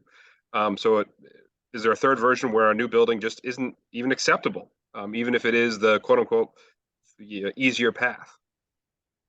There is a third possibility, which is a building isn't even acceptable, but it'll be based on things that the architect or whoever we hire will not be qualified to opine on. Like an architect's not going to say, here's the No, we could. I mean, as a town, we could. Right? The architects could conclude this, and we could go, well, we're not doing that. Right? It could say, well, why don't you put a school in Wampatuck State Park? And we could say, no, thank you. So. Look, the idea of putting numbers around this is more opaque than it needs to be. We know what the square footage is of the school. We know what current public sector construction costs are. Anyone on this call can, in the next 20 seconds, come pretty close to the likely cost of replacing that school. And the question everyone should be asking is, are we, as a town, actually going to replace the school at that cost? Would we be willing to waive a 50 cent on the dollar match from MSBA, which is a 1/3, 2/3 split, in the context of a project that size? Not asking people to debate it or answer the question, but it's pretty quick and simple. And I feel like we're avoiding the real, this is work that sort of avoids and perpetuates the opacity of that reality that's hanging out there. Anyway, those are my comments. Those are my comments. So I guess with that, shall we? Does anyone else have any other comments or further discussion, or should we move to a vote? I'm ready to vote. Okay, let's go ahead and roll call vote this. Let's start with you, Mike. Mike Dick, nay. Okay, Corey Evans. Corey Evans, aye. Okay, Ralph Dormitzer. Nay. And Susan Franklin. Susan Franklin, aye. Okay, that's an aye. You're voting in favor of the project. Yes. Okay. I just want to make sure I heard it correctly. And Brian Hose, nay, albeit schizophrenically.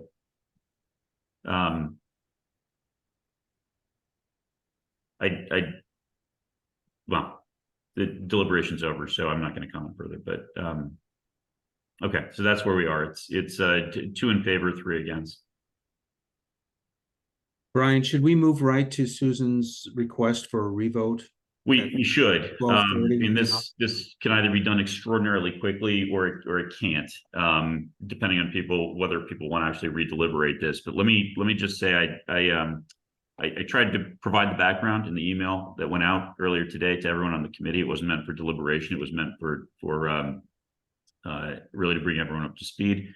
And for the public, just so you know, there was a request following our last capital budget meeting to reopen and revote the town hall project. And I spent a significant amount of time yesterday just making sure that we do this in a proper procedural fashion, consulted with the clerk, the Attorney General's office, and with town council. The answer is that we can, but there's a specific procedure to do this. So first of all, somebody needs to on this call actually make the request. The requesting party needs to simply make the request to reopen the vote. Then someone from the majority group, the majority voting group on that item will need to move the item, move to reopen and revote. Anyone can second. And if the vote to reopen and revote is if it prevails, then it will be reopened and we will revote. If people want to deliberate at that point, we can, or we can just move immediately to the revote. So the person that that wants to revote their position has the ability to do so. So this can go either very quickly or not. But with those rules out there, let's give it a try. So with the party. Quick question. I think generally, procedurally, those who voted aye can revote. Those who voted nay are not empowered. Am I right in that understanding? That's a wrinkle I didn't ask. I did ask whether the parties who were in the minority had the ability to move the question. The answer is they cannot move it, but they do. Once it's reopened, everyone has the ability to vote. That's right. It's the first step of this. By reopening it, Ralph, we're effectively wiping the last vote, and then it's just a new vote. People want to redeliberate, they can, or we can just simply revote. And if someone wants to change their vote, they can. Yeah, you may be right. This is a very technical question as to whether or not that revote is legitimate. But okay, I think my recollection, certainly from town meeting, is that in fact you cannot do this unless you voted in the aye in the first place. Maybe you can revote to completely redo the whole. Well, I'm not sure. This is a very technical question. Right? Yeah, it is. On one hand, it's very technical and very interesting. On the other hand, I was the minority party on this vote, and I don't plan to, change my vote on it. So I'm not really sure it comes into play. Okay.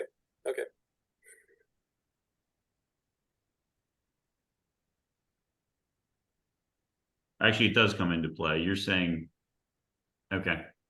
You could change it. Anyone, once the vote is reopened, you can vote however you want.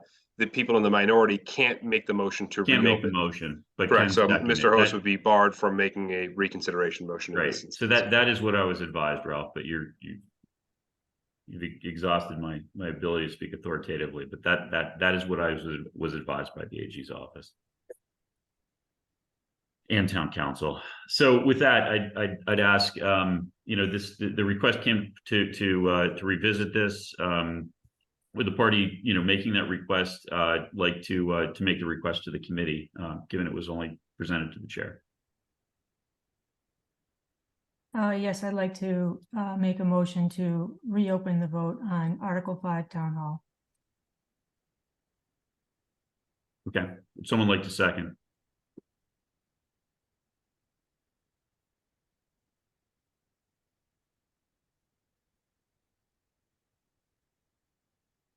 Okay, but as with the last vote, in the interest of democracy and just letting people vote how they feel, I do want this to at least come to a vote as to whether or not it's reopened, and so I will second the motion.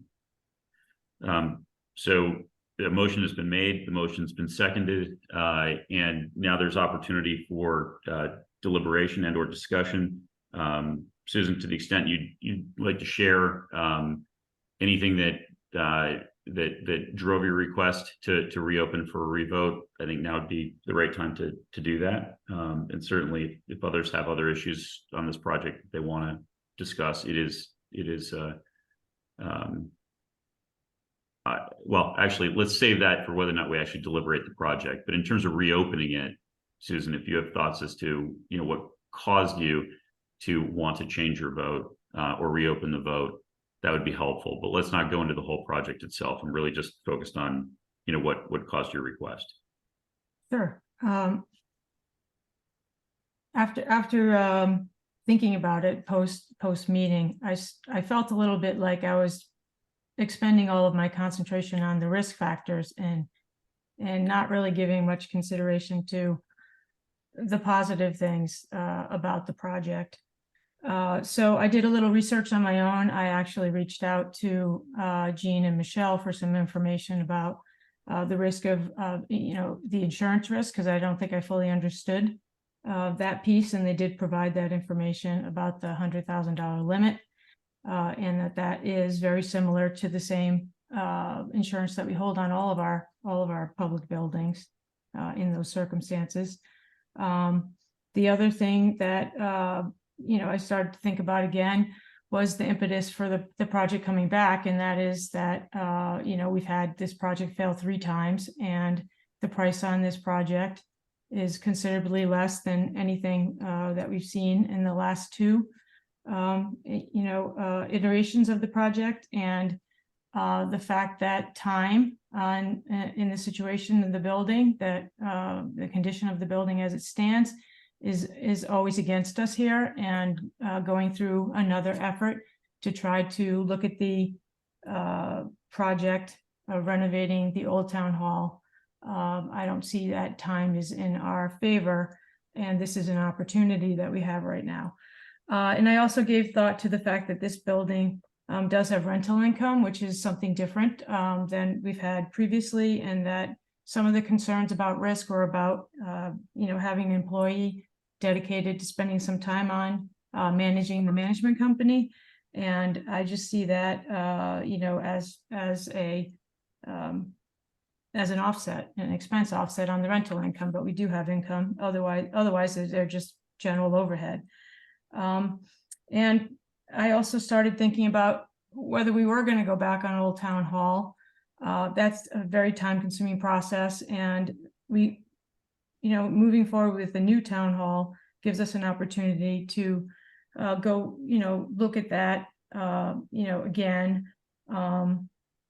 without sort of a gun to our head, in terms of time, but also give us an opportunity to really study the options and solutions, and whether that will maintain itself as a public building, or it maybe not. Mr. Chair, since we're now deliberating the building, I will have to drop off. My apologies to the committee. Thank you. And this is not an accurate vote. And then my last thought had to do with vacancy rates in the town, and we'll just have another empty structure in our downtown, and it's an opportunity to utilize that space, maybe solve some parking problems while we figure out what we really want to do in the long term. And ultimately, if we do something with the old town hall in the long term, that building is something that we could sell. It has value and could be sold. So that's Okay. why I wanted to.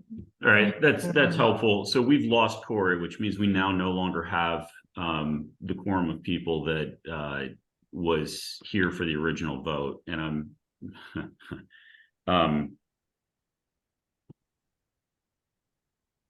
I'm very uncomfortable with that. Okay, well, Thank you for the explanation, Susan. At a bare minimum, I want people to understand what caused your request. yeah, it's a request. Either way, it's going in front of the town. Yes. What I'm going to suggest, and I'm just thinking out loud here and reacting on the fly, I was hoping that, we were going to get to your explanation. People would allow a revote. People would revote however they felt without redeliberating this. I was hopeful we were going to get this wrapped before Corey dropped, but that was that didn't happen.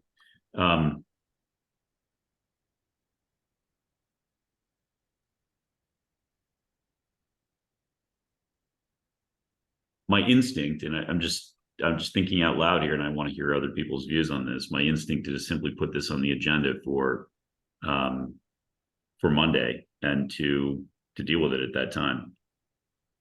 But that also has implications, because at that point, Francine may be present, at which point Mr. Dormitzer, as the associate member, would no longer have a vote, and that could also change the composition of the voting group, which was not the intent. Can I say just simply, as a Please. courtesy to Susan, I think we revote it. I just think you just do that, okay? As a member of this committee, you have a right to revote. I want to give you that opportunity. Whether I agree with you or not is not important. What's important, quite frankly, is this committee work in the best interest of everybody. That's how I look at it all. So I'm perfectly happy to revote. have the revote and give Susan the ability to actually vote, reverse her vote. It's okay with me. So Yeah, I absolutely believe we should give Susan the ability to reverse her vote. And as I would with anyone on this committee, and it's, you know, I work very hard to make sure that people are comfortable voting how they feel. So I agree with that. I'm just a little concerned that Corey's now no longer with us and is not going to be able to recast his vote the way it was cast in the last go round. Okay, I'm neutral on this. I want to defer to the committee. Michael, what are your thoughts? I'm really unhappy with this turn of events. Yes, first and foremost, I think Susan should be allowed to change her vote if she wishes to, but it needs to be done in the context of proper procedure. And right now, I feel that the procedure has been bent or broken with Corey leaving. I'm not comfortable with opening a meeting on Monday, and if Francine joins us, whether she would have a vote or not. I'm comfortable with the original 5 people who did vote to revote. But to complicate matters by having Francine return and Ralph losing his vote, and Francine was not part of our deliberations, which were extensive, then, and I don't know of any mechanism where you can tell a member of this committee, sorry, you can't vote, even though they're present for a quorum.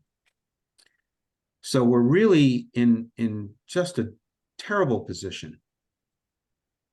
And one other comment I will make is that, and I've said this before, here again, we're at the 11th hour and forced into a pressure-filled situation.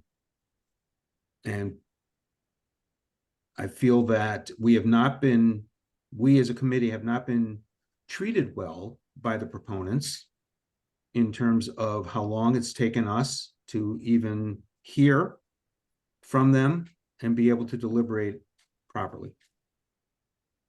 So, and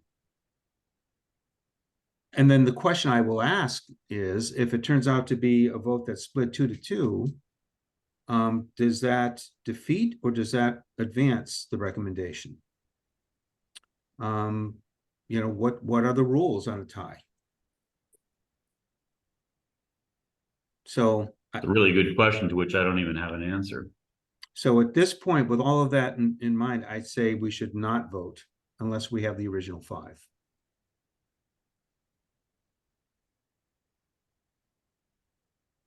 Ralph, do you know what happens if you have 4 people and it's a 2-2.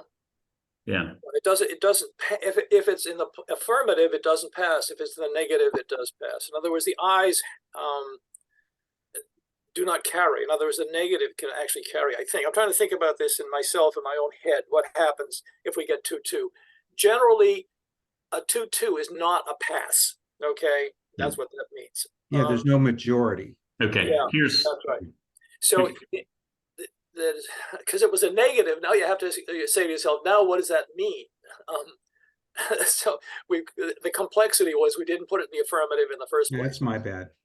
More than my bad. No. It's not. It's no one's bad. It's just better do it in the affirmative. Then it's clearer as to what it is. So if it's in the negative, and we're a 2-2 vote, but we're re-voting it from the beginning at this stage. Oh, jeez. So would it be a whole new motion? It could be a whole new motion in that case. Yeah. So if it's in the affirmative and it's 2-2, does it pass or is it just simply tie? So this vote right now is actually to allow a revote. Isn't that correct? That's where we are right now. it is, that's correct. We're voting Okay. So we're voting the procedural question as to whether or not to allow a revote. Okay.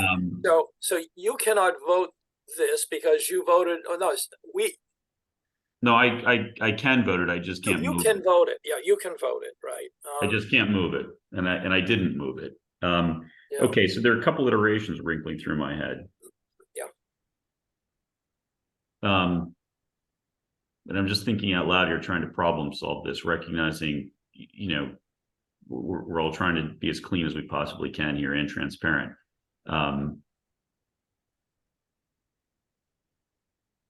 One option, let me just think through this. One option is we can have the vote to revote, okay? And I'm going to think through a couple different decision trees here, okay? So just bear with me. So we can have Let me bring up something quickly, I think, Brian. Sure. I think you have the authority under the bylaw. I was going to try to pick it up quickly. I just wasn't able to go grab the bylaw. You can actually select, a member can be recused by you if they, you have some options yourself if we in fact revote this at the floor of town meeting. You do have some, I'd have to go look at that bylaw, but I think you have discretion, and it gives you conditions under which a member may not vote. And Okay. you have to look at that darn thing. I'm sorry, I will pull it up if I can while we're still talking, okay? certainly there's a clause in the bylaw that says if a member is unable to vote, which is different than recusing. They can literally say, I'm unable to vote because I wasn't here for the deliberation. Yeah. But I wouldn't want to get into a disagreement about that matter, because then it starts to create a gray area. But your point is accurate. I mean, I think given Francine was not here for the deliberation, that would be a logical thing to have happen, and hopefully there would be consensus on the matter, and that would preserve, your ability to, to vote as you did in the original vote. The idea is not to change, the outcome here so much as it is to, to grant the courtesy to our fellow member to change their vote. So just thinking through the decision tree, we could pass the motion to revote, okay? And then the question becomes, okay, well then when do we revote? Right? Yep. So one is to pass the motion to revote. Okay. So that's the beginning of the decision tree. One option is to revote today. Okay. In which case we will not have the benefit of Corey's vote. In that scenario, we could certainly, also revote this, a third time at town meeting, at our scheduled meeting at town meeting to revote it so that Corey's vote can be reflected. The goal here is to get everyone's vote accurately reflected. So that's, or current position accurately reflected in the vote. Okay. So that's one option, or we could just revote it today and not revote it at town meeting. Okay. The other option is we don't revote it today and we do revote on Monday. The third option is we don't even pass the motion to revote this. But I think the goal is to allow our fellow members to be accurately reflected at town meeting. So those are kind of the three choices as I see them.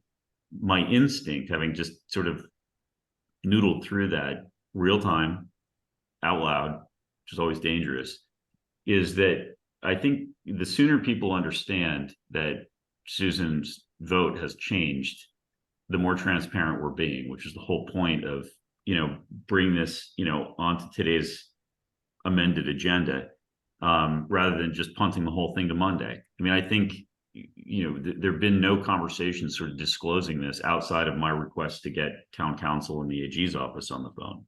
I think, if Susan wants to change her vote and we agree that she should have that courtesy, the sooner everyone else knows, everyone else understands that Susan's vote has changed, I think is helpful. So my instinct is to revote this, allow Susan to change her vote, and then we can revote it again on Monday, and allow Corey to recast his vote. Brian, yes. let me go to a totally different tack. Okay, please. We're thinking out loud here, so Right. Our goal is to have Susan change her vote. it's not a goal. Our goal is to accommodate Susan's request to change her vote. Okay. What if I move to allow Susan Franklin to retroactively change her vote taken on whatever the date was, 7th November, among the people who are here. So that it's a retroactive change, which reflects her intention. It preserves our structure and process that we follow. So we're just giving her the courtesy of changing her vote. And it then becomes 3 in favor of not recommending, 2 against. So we're not even opening it up to a revote, we're allowing her to change her vote. Okay, this is a time question, as you probably know, that people can revote. If they voted in affirmative, there is a limited time during which they actually can revote. That's what, but I don't, it's certainly a town meeting. I think it's probably 24 hours, but I'm not sure. I don't know in this case what it is. But usually there's a time associated with it. So it's not an infinitely long time during which you can change your vote. It is a time limited time. So in this case, it's the next available meeting. maybe it's the next available meeting. That may well be. Yeah. I mean, that's the real technical question. You'd have to go into Robert's rules to find this one. You know, let me see if I can pick it up. I do have Robert's rules, but it's so complex that you almost can't do it. Yeah. I will try to get it from Robert's rules if I can with a simple question. Yeah. So what we would say to town meeting, if we follow my proposal, is that on November 9th, Capital Budget Committee voted to allow Susan Franklin to retroactively change her vote. And the vote, we just state to town meeting, is now 2 recommended, 3 not recommend. And that becomes clear, you know, and if someone wants to challenge the way we did it, okay, go ahead. Yeah, there's certainly a Zoom meeting of this discussion. This discussion is clearly in good faith, which is really the highest standard. All the other ones matter, but you know, trying to do the right thing. Right. And if someone challenges and says, well, no, it's 4 didn't recommend, at least right. We're on record as saying we allowed her to retroactively change her vote. And so her vote is reflected in some kind of minutes, in some kind of. Yes. Okay. Let me make, Michael, I think it's a very innovative idea. Let me add to it that if we allow Susan to change her vote, I would go as far as, without revoting this, I would simply ask if there's anyone else, you know, that would like to change their vote, so that she's not been given a unique opportunity that no one else was, right? Okay. Well, Corey's not here. Corey's not here, and then so it becomes a question of presence, right? But certainly we can give that benefit to anyone who was present. I mean, Corey certainly knew that we were having this discussion. If he had an interest in changing his vote, had an opportunity to express that. It's not like this is taking place without his knowledge. So I think that it feels appropriate to me, I guess I'd say. Ralph, what are your thoughts? Well, let me read you the Robert's rules, okay? I've got them here. It says, Robert Rules of Order says that you move this motion during the same meeting at which the original motion was made. If your meeting is continued or adjourned to a later time, the motion can be made during the adjourned meeting. So now that rules this one out. However, in addition, many governing bodies allow the motion to be made at the next regular meeting. Your rules of procedure have higher authority than Robert's rules. So it would be the governing bodies of this Cohasset would have to be allowed, and it would have to allow it to be at the next regular meeting, which is what we're doing now. So right. 2 cases, right? One is if the meeting is continued, then obviously that revote can be done, and it has to be someone who voted in the affirmative. In the second case, if our governing body, namely our bylaws, permit it, then the rules of procedure will allow you to actually re-vote it at your next regular meeting. That's what it says. Okay. My instinct is, Assume this is allowed by our bylaws, for heaven's sakes, just get on with it, right? for one person to change their vote. So it would be a motion to allow one person to change their vote. At the next we've done it at the next regularly scheduled. We're doing it at the next regularly scheduled meeting. We're giving the opportunity to anyone else who wants to change their vote to express their desire to do so. If they voted in the affirmative, right? Yeah. Yeah, right. And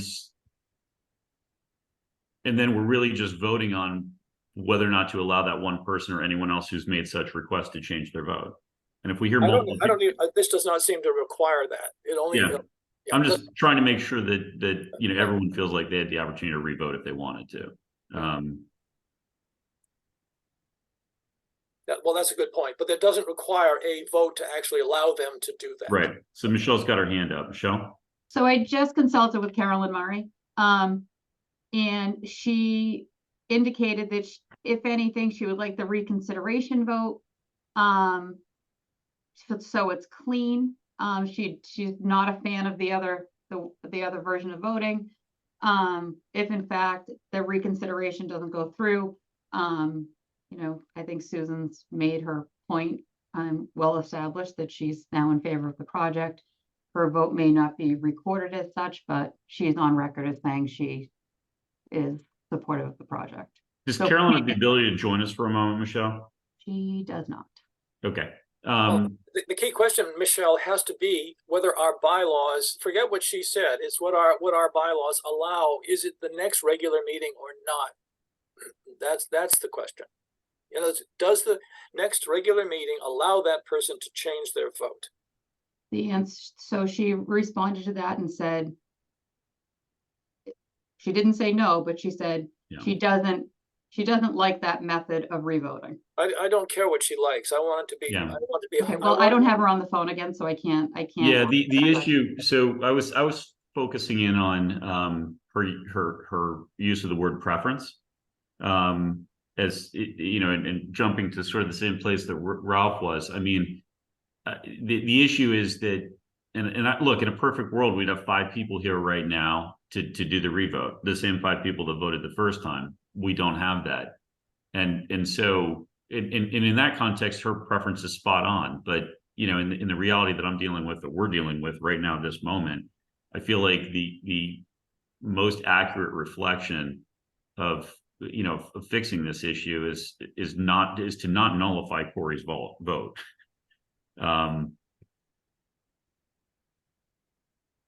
So I guess what I'm going to suggest, unless others feel differently, I'm going to suggest that we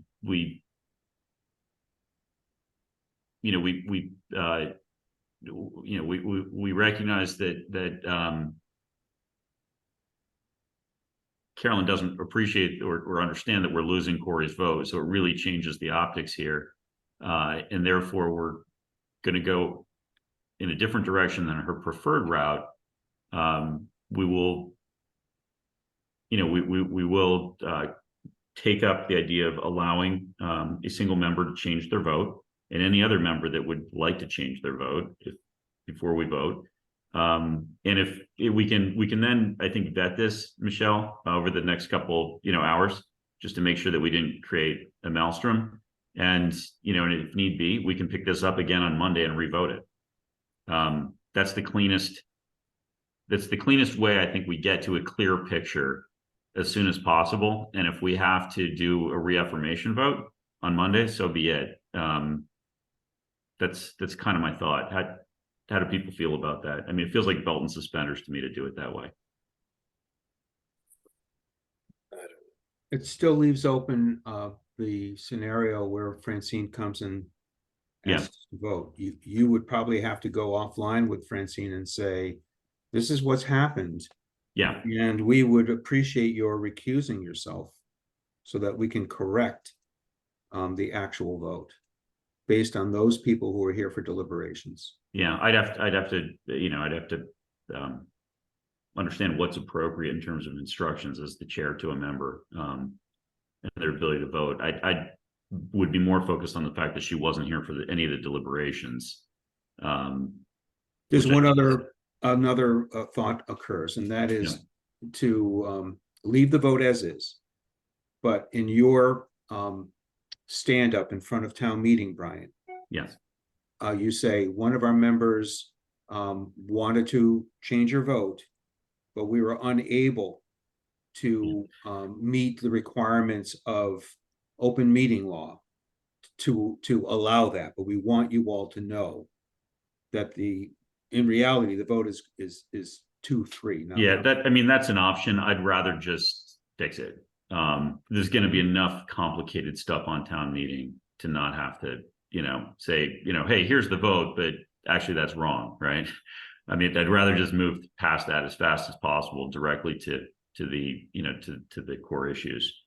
So unless there are other thoughts on this, I am inclined to go with Michael Dick's suggestion, which is, we would modify the motion. We're not reopening this. We're simply reopening it for the specific purpose of allowing a member that has made a request to change their vote.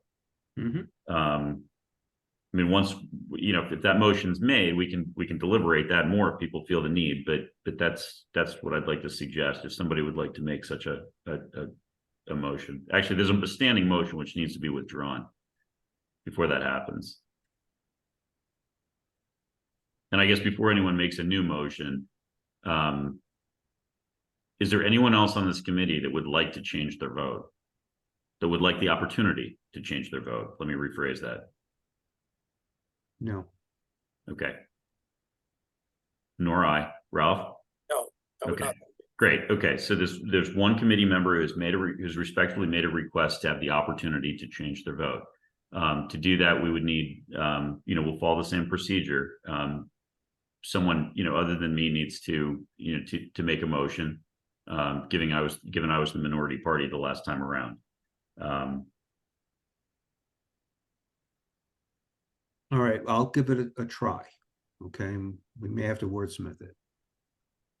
But I move that Capital Budget Committee, in recognition of Susan Franklin's request to change her vote, allow Susan Franklin to change her vote from aye to nay on the question of capital budget not recommending Article 5. Okay, I'll second that just to get it on the table, right? Okay. Let me try and write that.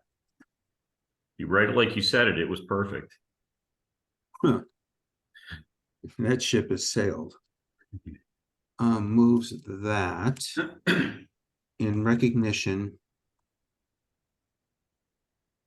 of CBC member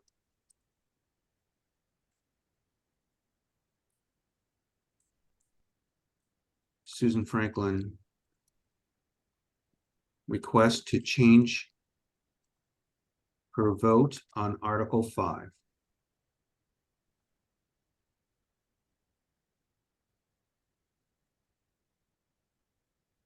I move that, or move that in recognition of CBC member Susan Franklin's request to change vote on Article 5, that CBC allow Susan Franklin to change her vote from aye to nay. The original motion was to not, was for CBC to not recommend Article 5. Yeah.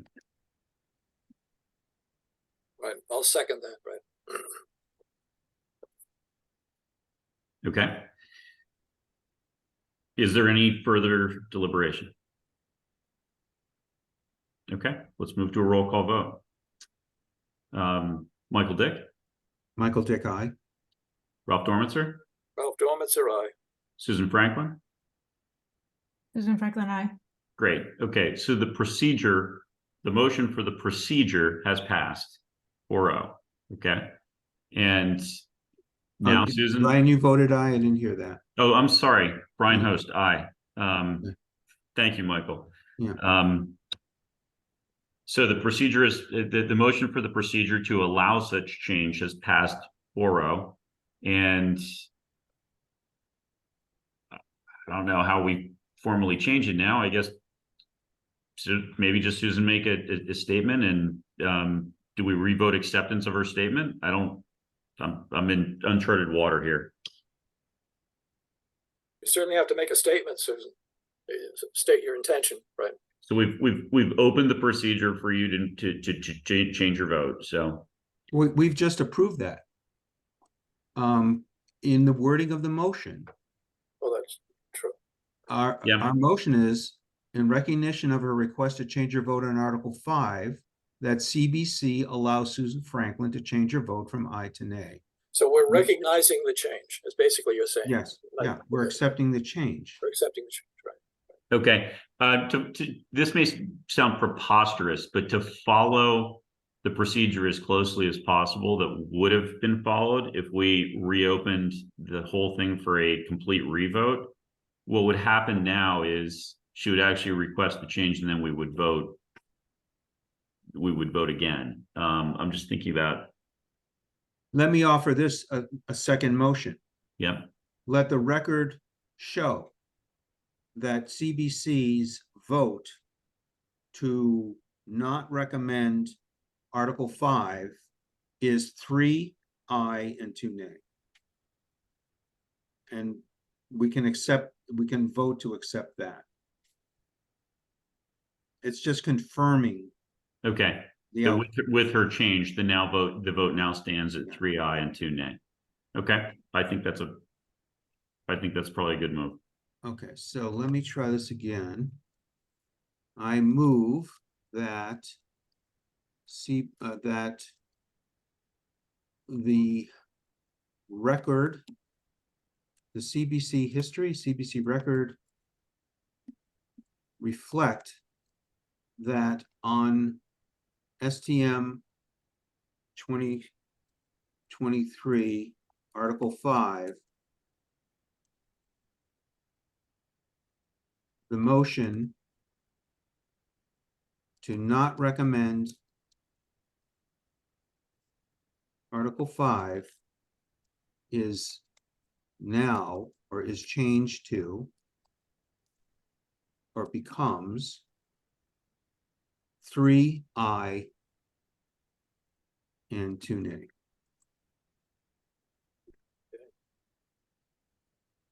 Okay. But you probably need a second, just put a second on that, so you have something to debate. Yeah. Okay, is there any further discussion? Okay, then let's move to a roll call vote. Michael Dick, Michael Dick, aye. Ralph Dormitzer, Ralph Dormitzer, aye. Susan Franklin, Susan Franklin, I. Brian Host, aye.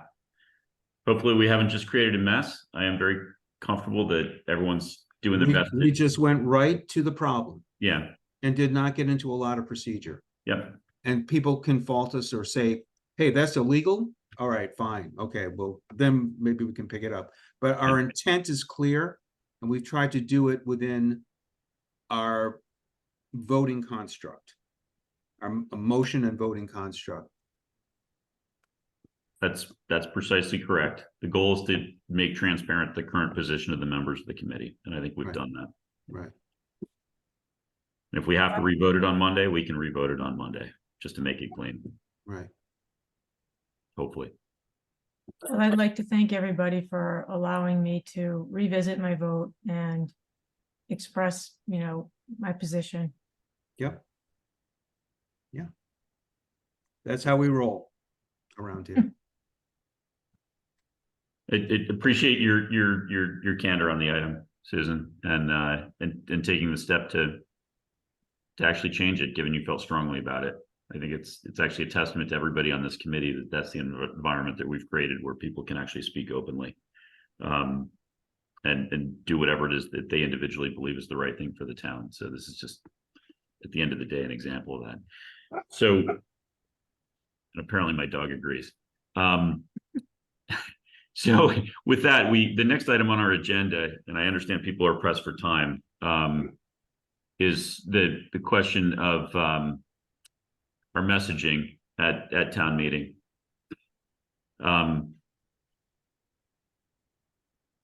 Typically, we're dealing with things that are not particularly controversial. The chair simply stands up and delivers the votes and any comments. There's nothing typical about this group of projects and votes, including situations where the chair was voting in the minority party. I think in any case, where we've got split votes, I think both sides of the both sides of the issues need to be given, fair representation. I don't instinctively think that means two different people. But I do think it requires balance, and I'm just thinking out loud here. So I'm perfectly happy to either just do my best at doing that balance, or turning over certain items to members of the majority voting group on that particular article. I'm open to whatever the committee believes is. I'm open to certainly contemplating whatever people believe is in the best interest of the committee and the town. So let's hear it. I hate to do this to you, but I need to go back to a step in in allowing Susan to change her vote. Yeah. The original motion needs to be withdrawn. Did we do that? I don't think we technically did that. So, Susan, would you like to withdraw your original motion? You move to reopen the vote on town hall. So. And I seconded it. Yeah. Is that a motion to withdraw, or is it just a request to move- withdraw? I'm just going to say that you withdrew in the notes, you withdrew your motion. Okay, It's not a vote, Susan. It's just a motion that you made and I seconded that never got voted on by anyone. So okay. For the record, I withdraw my request for a motion to reopen the vote on Article 5 Town Hall. Okay. Got it. Thank you. All right, sorry about that. No. Good catch.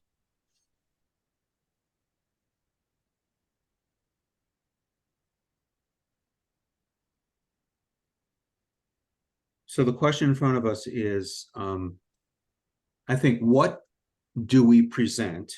Which votes do we stand up and give the rationale for? In the case of town hall, the vote to not recommend.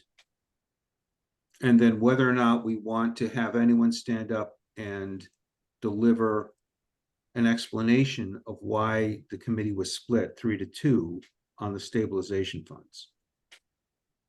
Or do we just leave them alone? Well, the obvious thing in my view, okay, is that the proponents, or at least the 3-2 majority, should probably make the statement on that for that group. That is someone of that majority. And I don't mean, Brian, to dismiss your ability to do it. I just think that this is not one that I would recommend you try to represent both views. That you can do it, but maybe with the same passion that, quite frankly, is going to be a very passionate vote on this thing. Why one thinks that one should not be in, for example, 1 Pleasant Street. And there's a lot to be said there. And I wonder whether or not you want to spend the time trying to actually come up with the view of the majority in that case. So I think that's the only one that's really, that I would say that you can't necessarily be the right person, okay? In the case of the stabilization funds, I would certainly, as an individual, probably want to stand up and talk about those a bit. And so that can be done separately and not part of the committee's deliberation. So I'm separating that one out because you represent the majority in that case. You also represent the majority in the case of approving the full $100,000 for the school study. So I think you do the ones for which you have the majority, and the majority, some person ought to do the one associated with 1 Pleasant Street who's in the majority there. So, and then others can come. Everyone has the right to stand up and have their voice heard at a town meeting, but then you'd have to say, I'm not doing this as a member of the committee. So. Okay, so it's town hall, the 2 stabilization funds, police and fire.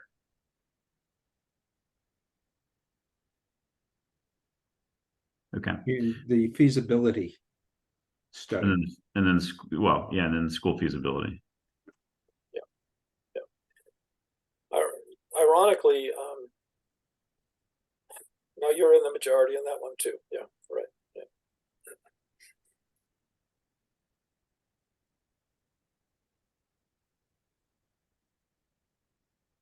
Yeah, I'm kind of sad about that one. I feel like if they'd come back a month ago, we probably could have worked through a lot of this.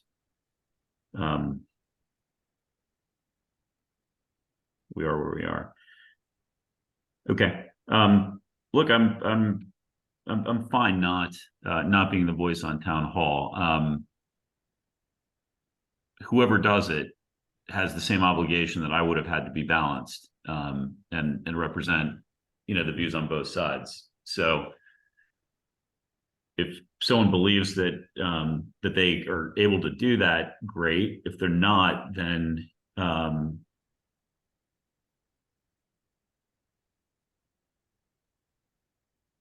I guess I'd encourage whoever that person is to indicate so. And somehow we'd have to, have 2 people go up together and share the 2 sides. Which I'm not advocating for. I'm just, understanding that whoever does it has to have the capability to represent both sides of the argument. That's always true in all split votes. Yeah. Even on the other split votes. That's right. Yeah. Yeah. So why don't we start with town hall? Who do people feel is the right person to do that? Is it Michael as vice chair? Is it is it you, Ralph? Is it Corey? And Corey isn't here. Do we need to ask Corey, or should we just volunteer him and congratulate him? Right. Maybe that's the appropriate path. Given You had to leave. Okay. This is the price. Right. Ralph, if you're not jumping up and down, I think Corey may be the right person, given his recent tenure as a select board member. I think a lot of people know who he is, and I think he might deliver an effective message and a balanced message. I can certainly do it, and I think I could be balanced. But of course, we voted to not recommend, and so I would probably be putting an emphasis on the majority view. Well, the majority view has 3 votes. So yeah.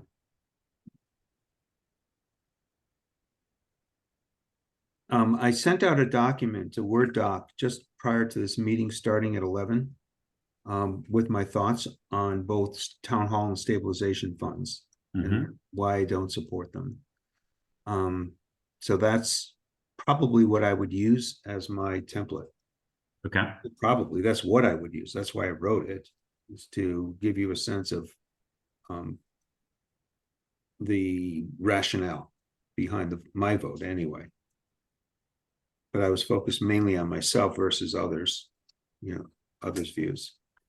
Yeah, I think it's whoever does this is going to really have to go back and make sure they, reflect on what they heard from their fellow members on these items.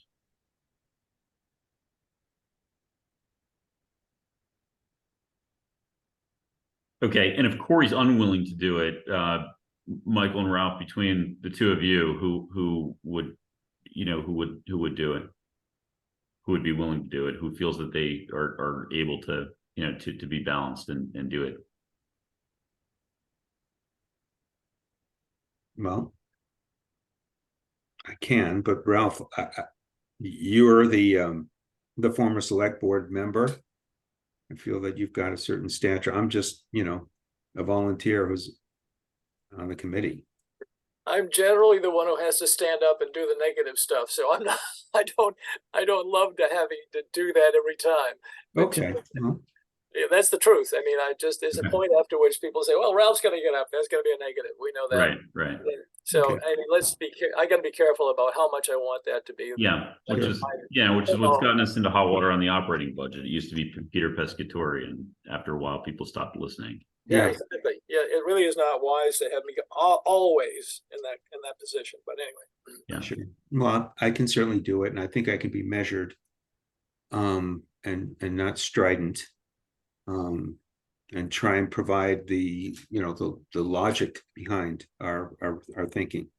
I think the key, Michael, and this is just me speaking out loud, is to embrace the role as reporting out from the committee, as opposed to trying to convince somebody of something. I mean, we're providing advice. We're not providing advocacy per se, as a committee. Ooh, let me offer this then. Perhaps the best thing would be for each of us to look at my notes and make changes. And then I'll carry in. So each of us independently make your comments known, send them back to me, and I'll compile them. Okay. So that it's not a deliberation. Okay. So don't reply all, simply send them to Michael. Send it back to me. And Brian, if you could reach out to Corey. Yep. I think hearing from the chair would be appropriate. Saying, this is what we decided. And see if he wants to be the guy. Okay. But I am willing and able to take on the role as the person who is reporting out for the committee. Not speaking for myself. Okay. Which will come later, but okay. I will I'll do that. And the same goes on the stabilization funds in police and fire. To the extent people are in minority positions on those votes and want specific points to be included in the reporting out, feel free to send those to me, and I will either just incorporate them directly or consult with you individually to figure out how to weave it in. okay. Great. Yep. So at this point, we are not meeting on Monday, correct? No, there is a meeting posted for Monday at 6 o'clock. If we, I'm definitely going to run the traps a bit today, just to make sure that, if we need to revote to Article 5, that we do so. That's the only item of business I can think of, but that's just posted in case something comes up. So Right. I'm going to leave it posted. And with some kind of outreach to Francine, first to find out if she's attending. Yeah. And if she is, to ask if she might recuse herself. So that we get back to the original voters. Okay. Is that fair? I think it is, but does I everyone feel like we're not ganging up on her or anything? Yeah. Provided I can articulate it gracefully, I don't think she'll feel that way. I mean, the idea is to allow the original voters to vote again. Yeah. It's not to change, the overall arc of the, of who voted and how they voted and those things. The goal is to allow one requesting member to change their vote. And this is the procedural mechanism to do it. So it's also fair that she was not here for the deliberations. So it's perfectly reasonable that she would not be able to vote. Mm-hmm. And that's very clearly laid out in the bylaw. So, okay. All right, is there anything else for today? Nope. We do not have minutes. I guess with that, I'd entertain a motion to adjourn. So move. Do I have a second? Second. Okay, all in favor? Michael Dick, Michael Dick, aye. Ralph Dormitzer, Bob Dormitzer, aye. Susan Franklin, Susan Franklin, I. Brian Host, aye. We are adjourned. The time is 1:27. Okay.